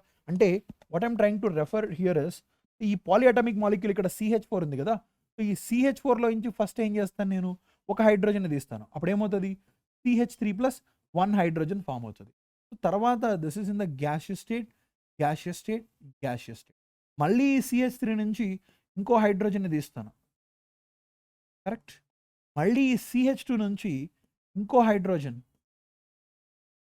ఇస్తాను, gaseous state, and here it is in the gaseous state. Okay, so ఫైనల్గా మళ్ళీ ఇక్కడ నుంచి ఇంకో హైడ్రోజన్ తీస్తాను, carbon plus hydrogen in the gaseous. So ఇలా it happens in a step by process. ఇక్కడ ఓవరాల్గా మనం చూసినట్లయితే this, if I'm writing this H R of this particular reaction, so ఇది if it is happening in multiple steps like this, according to Hess law మనం చూసినట్లయితే, ఒకవేళ ఇక్కడ డెల్టా H1 అనుకోండి, ఇక్కడేమో డెల్టా H2 అనుకోండి, ఇక్కడ డెల్టా H3 అనుకోండి, ఇక్కడ డెల్టా H4 అనుకోండి, ఈ 4 కంపల్సరీ ఈక్వల్గా ఉండవు. ఎందుకంటే CH4లో నుంచి హైడ్రోజన్ సపరేట్ చేయడం మనకు ఎంత ఎనర్జీ పడుతుందో, CH3 నుంచి మనం హైడ్రోజన్ సపరేట్ చేయాలంటే it would take different amount of energy. So so అందుకనే హెస్లాను ఉపయోగించి ఈ ఓవరాల్గా ఈ అన్ని ఎనర్జీస్ని మనం కలిపితేనే మనకు వచ్చింది డెల్టా హెచ్ ఆఫ్ అటమైజేషన్. సో ఇక్కడి నుంచి మనకు డెల్టా హెచ్ ఆఫ్ అటమైజేషన్ వచ్చింది. ఎలా వచ్చింది? I used హెస్లా. ఇక్కడ హెస్లా మనం యూజ్ చేసిన దానివల్ల ఏం జరిగిందంటే delta H of atomization for this particular reaction is delta H1 plus delta H2 plus delta H3 plus delta. Okay, so ఈ ఒక్క వాల్యూనే ఐ కెనాట్ సే బాండ్ డిసాసియేషన్ అనేది. ప్రతి చోట ఇక్కడ బాండ్ డిసాసియేషన్ జరుగుతుంది. సో ఇక్కడ ప్రతిదానికి సిహెచ్ బాండ్ యొక్క బాండ్ డిసాసియేషన్ అనేది వేరువేరుగా ఉంది. అందుకనే మనం ఏం చేస్తున్నాం అంటే ఈ పాలీ అటామిక్ మాలిక్యూల్స్ కేసులో మీన్ బాండ్ డిసాసియేషన్ ఎంథాల్పీ తీసుకుంటున్నాం. That is 1/4 of this enthalpy of this reaction, which is nothing but equal to its delta H of atomization. Understood? Is this clear? Okay. If you have any doubts, you can comment in the comments panel. I will just address to your doubts in the next session or in the comments panel if that is something that can be solved right away. Okay. Clear? So ila manam bond enthalpy aithe define chestam. Now similarly next thing, enthalpy of solution. So what is the enthalpy of a solution? అంటే దీని అర్థం ఏంటంటే నేను ఒక 1 mole of N ionic ఒక కాంపౌండ్ని తీసుకున్నప్పుడు when I have 1 mole of ionic compound, okay, so ఈ compound కనుక first thing what happens to this particular compound is, okay, first thing what happens to this particular compound is ఈ compound first అనేది it will start to break down first. So now to break this 1 mole of ionic compound, what is required here is it will result in the formation of A plus plus B minus. So here it is A plus plus B minus is formed. The gaseous state, the gaseous. And tarvata after that then this particular atoms evaithe unnayo, ions evaithe unnayo, it will actually interact with the solvent. ఇవి సాల్వెంట్తో interact అవుతాయి. First bond breakage, here is the breakage. Okay, breakage జరిగిన తర్వాత ఒక సాల్వెంట్తో interact అవుతాయి. సాల్వెంట్తో interact అయిన తర్వాత they undergo salvation. So ఇక్కడ జరిగే ప్రాసెస్ ఏంటంటే సాల్వేషన్ అని పిలుస్తాం. ఒకవేళ మన సాల్వెంట్ కనుక వాటర్ అనుకోండి, if the solvent is water then we call it as hydration అని పిలుస్తాం. ఓకే, ఇక్కడ బ్రేకేజ్ జరుగుతుంది. So you are taking 1 mole of ionic compound, so that is breaking into its respective ions in the gaseous state, where the ions in the gaseous state are undergoing solvation and resulting in the formation of A plus salvated ion plus P minus solvated ion. అంటే బేసికల్గా అది కనుక ఇది కానీ water అనుకోండి, you right it as a plus aqueous అని రాస్తాం, P minus aqueous. So సాల్వెంట్ని బట్టి ఇక్కడ రాస్తాం. Understood? So this is the overall process that is happening here. So బేసికల్గా ఇక్కడ enthalpy of a solution is defined as the overall enthalpy change that is involved when 1 mole of this ionic compound is converted into its salvated ions, okay? Hydrated ions when it comes to water. అంటే దీంట్లో మనకు మళ్ళీ 2 steps involve అయి ఉన్నాయి. ఒకటేంటంటే bond breakage, రెండోది ఏంటంటే salvation. So దీన్ని అర్థం చేసుకునే ముందు you have to understand something that is known as lattice energy. Once we understand this lattice energy, then again we will come back to enthalpy of solution. Okay, అసలు lattice energy అంటే ఏంటో first define చేసిన తర్వాత మళ్ళీ enthalpy of solution define చేస్తాను. So నార్మల్గా lattice ఎనర్జీని మనం ఎలా డిఫైన్ చేస్తామంటే, ఎప్పుడైనా నేను ఒక 1 mole ఆఫ్ అయానిక్ కాంపౌండ్ని తీసుకున్నట్లయితే, ఓకే, 1 mole ఆఫ్ అయానిక్ కాంపౌండ్ని తీసుకున్నట్లయితే, if it is broken into its respective ions, let's say here AB is my ionic compound. If it is forming A plus plus B minus into its respective gaseous ions. So ఇలా convert చేయడానికి ఇక్కడ 1 mole of ionic compound in the solid state. ఇది కూడా గుర్తుపెట్టుకోండి, it is in the solid state. అంటే ఇక్కడ కూడా ప్రీవియస్గా సాల్వేషన్లో కూడా 1 mole of ionic compound is taken in it solid state. Okay, గుర్తుపెట్టుకోండి. సో ఈ 1 mole ఆఫ్ అయానిక్ కాంపౌండ్ నేను కనుక if I'm converting in to its respective ions in the gaseous state, ఈ ప్రాసెస్లో నాకు కొంత ఎనర్జీ అనేది అవసరం అవుతుంది, కొంత ఎనర్జీ అనేది మనకు అవసరం అవుతుంది ఇక్కడ. So that energy that is delta HR not for this particular process is nothing but delta lattice energy for this particular process. Understood? So that is referred to as the lattice energy. So ikkada ee lattice energy anedi it is involving what? Bond breakage. That means it requires certain amount of energy to break this bond. I will not write lattice energy, lattice enthalpy అని రాస్తాను. So here, ఈ particular process లో lattice enthalpy is defined as the enthalpy change that is happening when 1 mole of this ionic compound which is in the solid state is converted into its respective ions in the gaseous. Understood? So this is lattice enthalpy. So normal ga ila break cheyalante obviously it would need certain amount of energy. So that means here this lattice enthalpy is positive value normal ga. This will be a positive value because it involves what? Bond breakage. Involves bond breakage. మనకున్న ionic bond electrostatic force of attractions ఉన్నాయి కదా, ఆ electrostatic force of attraction we're breaking that force of attraction between particle to particle. So that if you want to break that, you would need certain amount of energy. So hence we are saying that delta H is positive here. Is this clear? Understood? Do you have any doubts still here?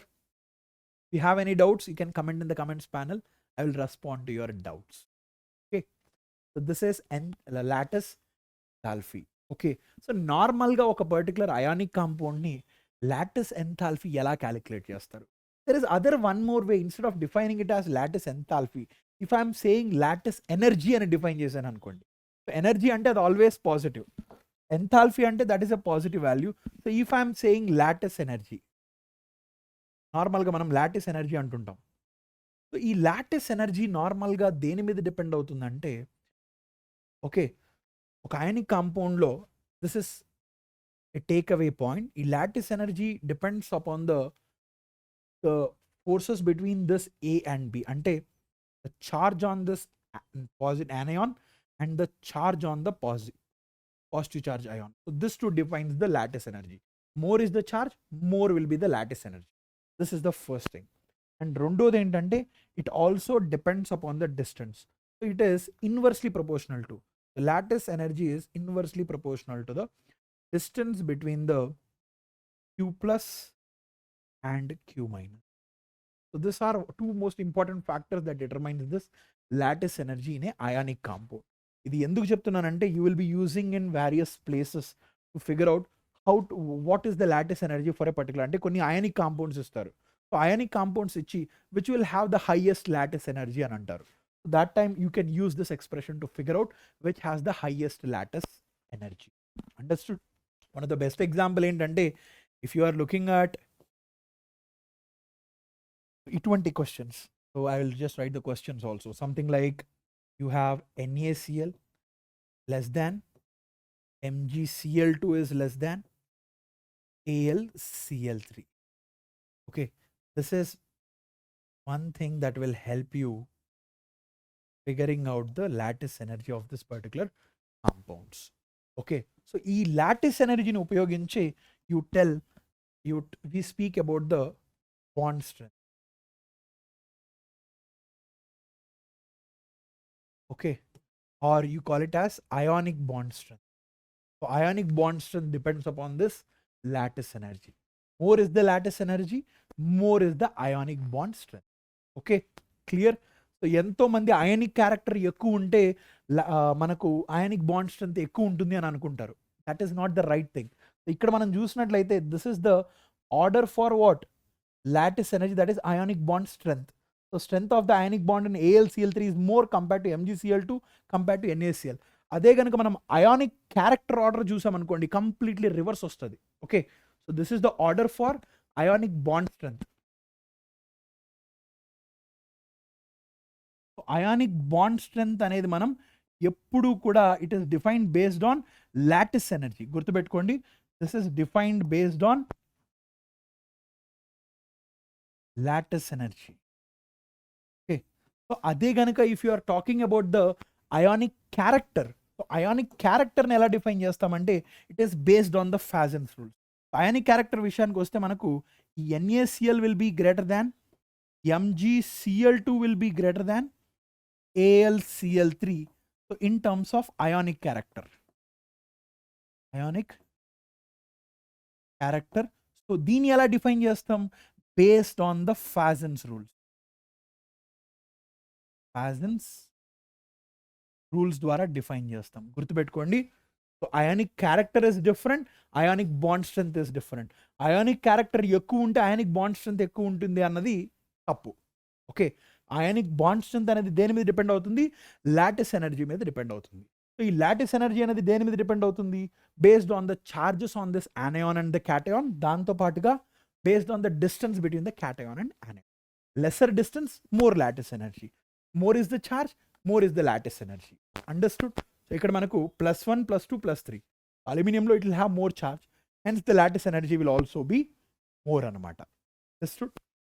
So this is the meaning of lattice energy. So normal ga oka particular compound, so let's say for example I am taking sodium NaCl తీసుకుంటున్నాను. Okay, so ఈ NaCl ఏదైతే ఉందో, where I am taking 1 mole of this in the solid state, and if this is converted into Na plus in the gaseous state plus Cl minus in the gaseous state, so ఇక్కడ మనకు ఖర్చు అయ్యే energy ఏదైతే ఉంటుందో, so this delta H not of lattice energy అని పిలుస్తాం. Correct?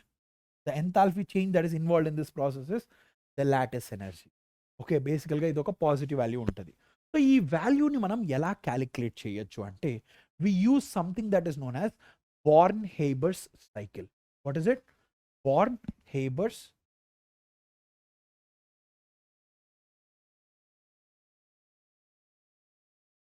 So దీన్ని ఉపయోగించి we will try to figure out the lattice energy by using Hess law. సో ఈ బార్న్-హేబర్ సైకిల్తో పాటు మనం హెస్ లాని ఉపయోగించుకుంటాం. Okay, so how you will utilize it, will try to understand here. So ఒక చిన్న విషయం చెప్పండి నాకు. సో లెట్స్ సే ఇక్కడ నాకు ఒక సోడియం ఉంది, ఇది ఒక సాలిడ్ స్టేట్లో ఉంది. అలానే I have half mole of chlorine which is also in the gaseous state, that is resulting in the formation of what? 1 mole of NaCl. Right? So ఇది ఒక reaction that is forming a solid. So can I say this is the standard enthalpy of this particular reaction? So ఇక్కడ నాకు this is what? దీంట్లో involve అయ్యే energy is delta H naught R for this particular reaction. Correct? So నాకు ఇదే process గనుక if it is happening in multiple steps, so నాకు as per the Hess law ఈ ప్రాసెస్లో నాకు ఇదే ప్రాసెస్ కనుక మల్టిపుల్ స్టెప్స్లో జరిగినట్లయితే, that means let's say my NaCl solid first it is converted into sodium gas. Okay, so here this is also known as enthalpy of atomization. So this is something which I did not explain it here. So మనకి enthalpy of atomization లో, okay, here if you are converting this solid substance into a gas, okay, so here you are converting this solid substance into a gas, that is here you have Na which is a solid substance, okay, where you are taking 1 mole of this substance, and if this is converted into Na gas, so this can also be told as enthalpy of sublimation, delta H naught of sublimation kuda cheppacha, where solid is directly converted into its gaseous state. Correct? So this is enthalpy of sublimation and cheppacha. Okay, so now here this, what's happening here? What is the energy that is involved here? Enthalpy of sublimation. Here this is delta sublimation H naught. Okay, so this is enthalpy of sublimation, where 1 mole of NaS is converted into Na gas. అలానే chlorine ఏదైతే gaseous స్టేట్లో ఉందో I'm breaking this bond with chlorine. So ఒకవేళ if I'm breaking this 1 mole of this chlorine, so this is nothing but delta H atomization. Okay, but if I'm breaking 1 mole of this chlorine into chlorine, then it is delta H of atomization. Then if I'm making only half mole మాత్రమే break చేస్తున్నాం కాబట్టి this will be delta H of atomization whole divided by 2. This will be the value. ఇక్కడ నాకేమొస్తుంది? Only chlorine free radical మాత్రమే వస్తుంది. Correct. తరువాత ఇక్కడ నుంచి ఈ సోడియంని మనం ఎలా కన్వర్ట్ చేస్తున్నామంటే I'm converting it into Na+, which is in the gaseous. So this is already in the gaseous state. It is converting into Na+ by removing 1 electron. అంటే ఒక ఎలక్ట్రాన్ అయితే ఇక్కడ రిమూవ్ చేయబడింది కదా. So the energy that is required to remove the electron from the neutral isolated gaseous atom is nothing but ionization enthalpy. So can I say this is nothing but delta H naught of ionization enthalpy? Correct. The enthalpy change that is involved when 1 mole of an when an electron is removed from a neutral isolated gaseous atom is nothing but enthalpy of ionization. Okay, or ionization enthalpy అని చెప్పొచ్చు. So సిమిలర్గా మళ్ళీ ఇక్కడ free radical నుంచి if I am removing this, if I am adding 1 more electron to this, that will result in the formation of what? This will result in the formation of Cl minus. The Cl minus ఎలా form అవుతుంది? This is formed when this particular electron, okay, if this is added here, that will result in the formation of Cl minus. Can I say here enthalpy that is involved, the enthalpy change that is happening when an electron is added to a neutral isolated gaseous atom is nothing but electron gain enthalpy. So here you will get delta H of electron gain enthalpy. Correct. తరువాత Na+ and Cl minus, which is again in the gaseous state. Okay, so both of this are actually combining and resulting in the formation of this particular compound. So ikkada Na+ is in the gaseous state, Cl minus is also in the gaseous state. So now when 1 mole of ionic compound that is formed here, there is some amount of energy that is released. The enthalpy change that is happening is nothing but lattice energy here. Lattice enthalpy, that is delta H of lattice enthalpy.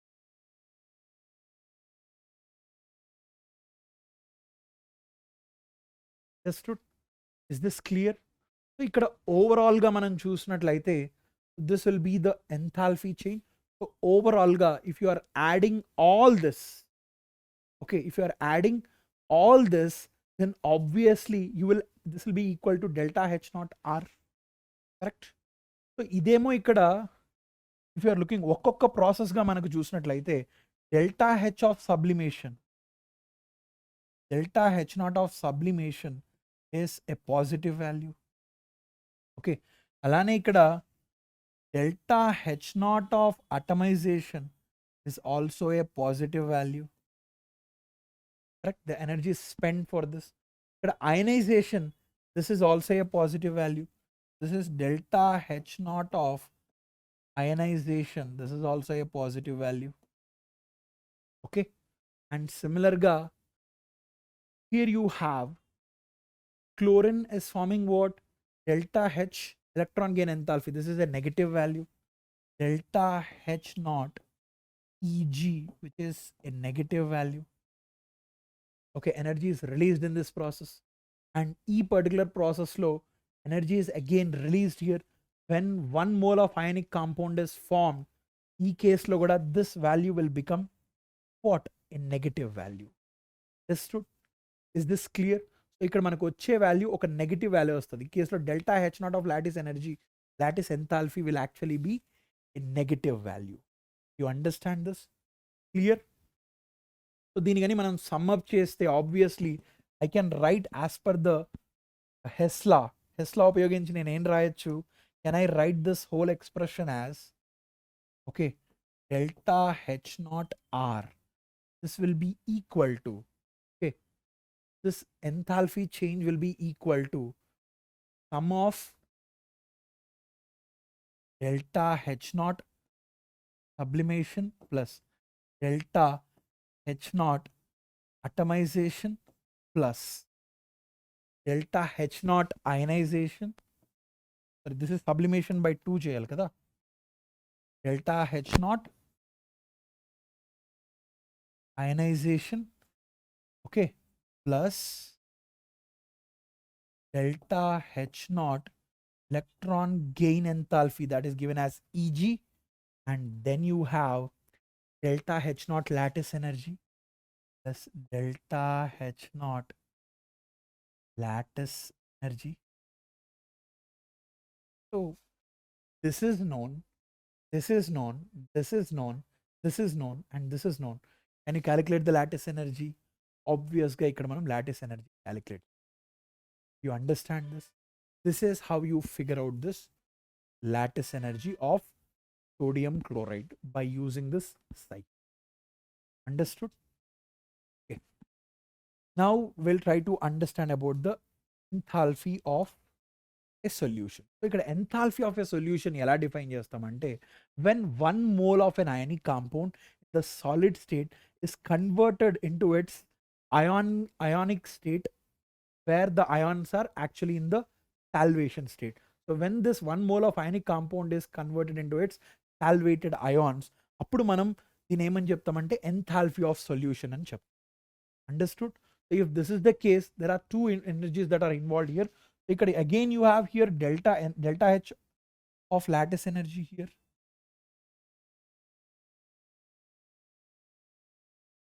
So now delta H of a solution ఇక్కడ మళ్ళీ ఇలానే ఎప్పుడైతే ఈ ions ఉన్నాయి చూసారా, so ఈ సాల్యూషన్తో ఎప్పుడైతే మనకి అయాన్స్ ఇంటరాక్ట్ అవుతాయో there is some amount of energy that is released.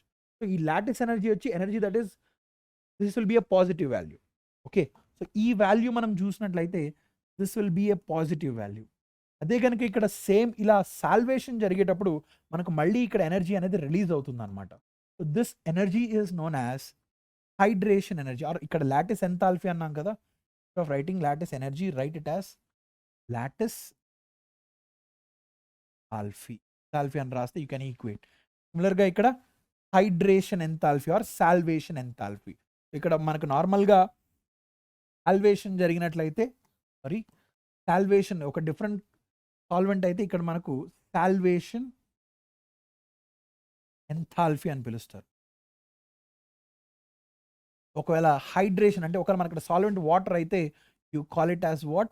Hydration Alfie. Okay, so now tell me something, can I say enthalpy of solution is the sum of both of this? ఇక్కడ ఈ single process it will be the sum of both the process. So ఆబ్వియస్గా నాకు ఇక్కడ ఏమవుతుంది? Delta H of solution will be equal to delta H naught of lattice plus delta H naught of hydration energy.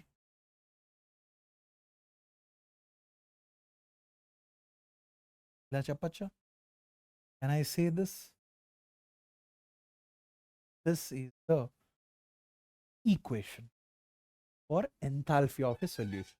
Okay, so general గా మనం చూసినట్లయితే ionic compounds వాటి యొక్క solubility will increase with temperature. So normal గా if I increase the temperature, okay, if I increase the temperature, వాటి యొక్క solubility increase అవుతుంది. సో ఎందుకు ఇంక్రీజ్ అవుతుందంటే నార్మల్గా ఈ డెల్టా హెచ్ ఆఫ్ సొల్యూషన్ కనుక నెగిటివ్ ఉన్నట్లయితే then obviously that particular ionic compound will be soluble in that particular solvent. Okay, so the most suitable condition ఏంటంటే ఈ delta H naught of solution must be a negative value. So that means I have to say delta H naught of solution be less than 0. Okay, so that means it has to be a negative value. So ఇది కనుక less than 0 ఉన్నట్లయితే అప్పుడు ఏం జరుగుతుంది? ఆబ్వియస్గా if you are looking at this hydration energy and lattice energy, ఈ value ఎప్పుడు పాజిటివ్గా ఉంటుంది. వెరాస్ ఈ హైడ్రేషన్ ఎనర్జీ వాల్యూ ఎంథాల్పీ ఏంటి? ఇది ఒక నెగటివ్. సో దట్ మీన్స్ ఆబ్వియస్గా if you are looking at this values here, the lattice energy, if the lattice energy is less than the solvation energy, అంటే ఇక్కడ రిలీజ్ అయ్యే ఎనర్జీ మనకు కానీ ఎక్కువగా ఉన్నట్లయితే compare to this, then only you will get this value as a negative value. Do you understand what I'm saying? So this hydration energy must compensate for the lattice energy. So ఈ lattice energy ఒకవేళ let's say it is 5 kilojoules per mole ఉంది అనుకోండి. If it is minus more than 5 kilojoules per mole, that is minus 5 kilojoules per mole కంటే ఎక్కువ ఉంది అనుకోండి, అప్పుడు ఈ hydration energy దీన్ని compensate చేయగలుగుతుంది. So because of that the substance will actually start to dissolve. So నార్మల్గా if the salvation hydration energy తక్కువ ఉంది అనుకోండి, you can increase the salvation by increasing the temperature. So నేను ఇక్కడ టెంపరేచర్ని ఇంక్రీజ్ చేశాను అనుకోండి, this will help me break the bonds between this ionic compound. So this will help overcome the lattice energy. Temperature increase చేసిన దానివల్ల, అందుకనే మనకు temperature increase చేసిన దానివల్ల చాలా కాంపౌండ్స్లో కూడా the solubility of the substance will increase. This is the condition for solubility. So this is the condition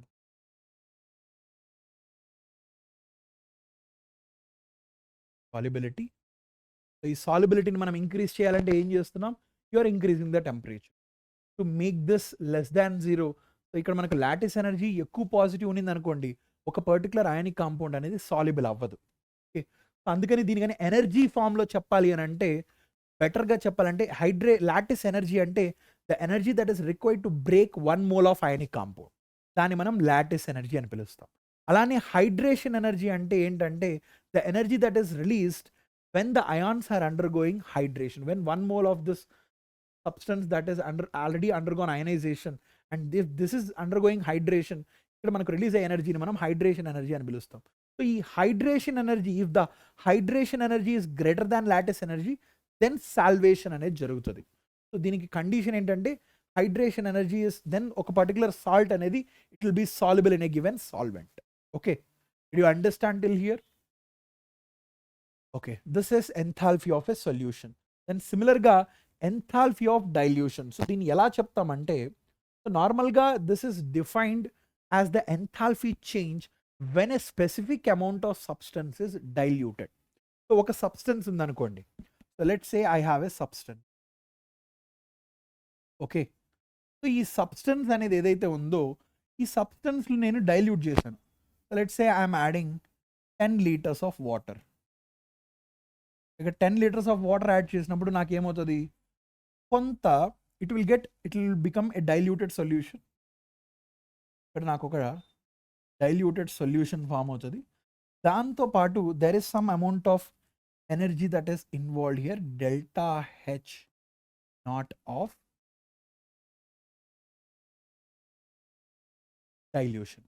okay, so ఈ డైల్యూషన్ జరిగినప్పుడు ఇక్కడ దిస్ ఇస్ ఒక 10 liters యాడ్ చేసినప్పుడు కొంత ఎనర్జీ వస్తుంది. Okay, I will mention this as delta H1. Okay, delta H1.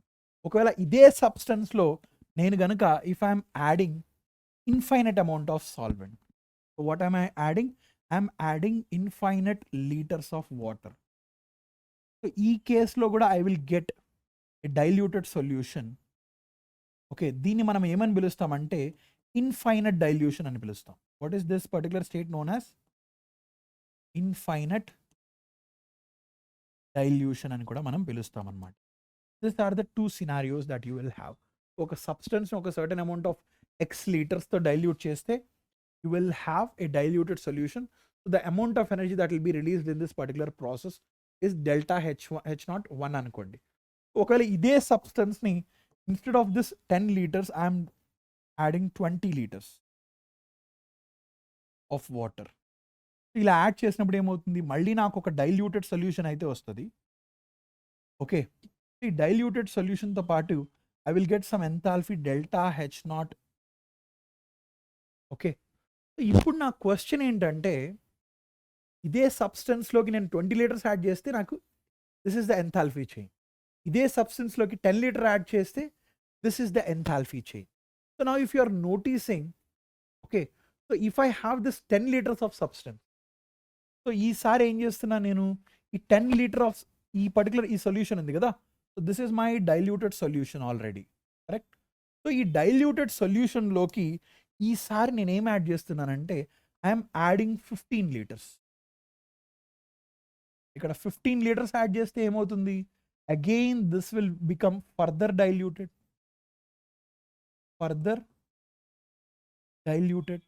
So దాంతో పాటుకు there is some amount of energy that is released here, delta H0. Okay, correct. So ఒక విషయాన్ని మీరు ఒకటి విషయాన్ని గమనించండి ఇక్కడ. సో ఇక్కడ not 15 liters, I will add only 10 liters here. So you observe something here. This is a single step process. So single step process lo, when I added 20 liters, this was the amount of dilution and this is the enthalpy change for this particular process. Ide step nene I am doing it in multiple steps. So first time dilution చేసినప్పుడు I already got some solution. Okay, so ఈ particular dilution జరిగినప్పుడు నాకు ఇక్కడ enthalpy changes delta H1. Then obviously మళ్ళీ దీంట్లోకి 10 litres add చేశాను. So ఈ single step is happening in multiple steps. ఇక్కడ 10 లీటర్స్ యాడ్ చేసిన తర్వాత ఈ డైల్యూటెడ్ సొల్యూషన్లోకి if I'm adding 10 litres, what is happening, it is getting further diluted. So now here this particular step, ఇక్కడ నాకు what will be this delta H value, can I write, okay, ఓవరాల్గా can I write here delta H02 will be equal to delta H01 plus delta H0. Can I write like this? So here this is referred to as the enthalpy of dilution. Enthalpy of dilution. అంటే దీని అర్థం ఏంటంటే, ఒక substance ఏదైతే ఉందో already ఒక diluted స్టేట్లో ఉందో, ఓకే, ఆ సబ్స్టెన్స్కి కనుక if you are adding the solvent, ఇక్కడ 10 లీటర్స్ యాడ్ చేయడం అంటే మన సాల్వెంట్, ఇక్కడ మన సాల్వెంట్ ఏంటి, water. So already into a diluted substance you are adding again 10 liters. So this is our solvent. Okay, this is our. So on further dilution, the amount of energy that is released in that process is nothing but the amount of energy that is released is dilution energy. On dilution, the amount of energy that is released, or salvation energy. Ikkada entante enthalpy of dilution, manam enthalpy of dilution is nothing but the enthalpy change that is happening when you are diluting this diluted solution with 10 liters of this particular water. ఇక్కడ 10 liters అనేది you can say x liters. So it depends, ఈ value ఏదైతే ఉందో this depends on what, ఒకటేంటంటే it depends on concentration of this particular solution, concentration of initial solution. ఒకటి, దాంతో పాటుగా it depends upon the amount of solvent added, అంతే కదా, amount of solvent added. So ఇవి రెండు they will determine how much amount of energy that is released here. ఇక్కడ నేను delta H ఏం రాయొచ్చు, can I right delta H is equal to delta H02 minus delta H01. Okay, so these are the various enthalpies that we have learned here. So మనం ఎప్పుడు కూడా ఏంటంటే మీలో దీంట్లో అడిగే క్వశ్చన్స్ ఎప్పుడు ఎలా అడుగుతుంటారంటే it will be based on Hess law. Okay, ఒక ప్రాసెస్ ఉంటుంది. As I have told you here, I have shown you one of the simple example here. Okay, ఇక్కడ ఈ ప్రాసెస్ ఏదైతే ఉందో C+12O2 ఫార్మింగ్ CO. So ఇదే process, this could actually happen in multiple steps like this. You understand? ఈ ఒక్క చిన్న ప్రిన్సిపల్ని use చేసుకొని క్వశ్చన్స్ అడుగుతూ ఉంటారు. Okay, some time they will give you this and this, they will ask you to figure out this enthalpy. You understand what I'm saying? So this concludes the enthalpy concept in thermodynamics, and we understood various concepts of enthalpy, various change in enthalpy particular session. I hope you understood. If you do not understand anything, if there is something that you do not understand, you can always comment in the comment section. I will try to explain it once again in the comment section, or else I will try to address it in the next session if you have any doubts. Okay, thank you so much. I will see you in the next session. Until then, take care. Bye-bye.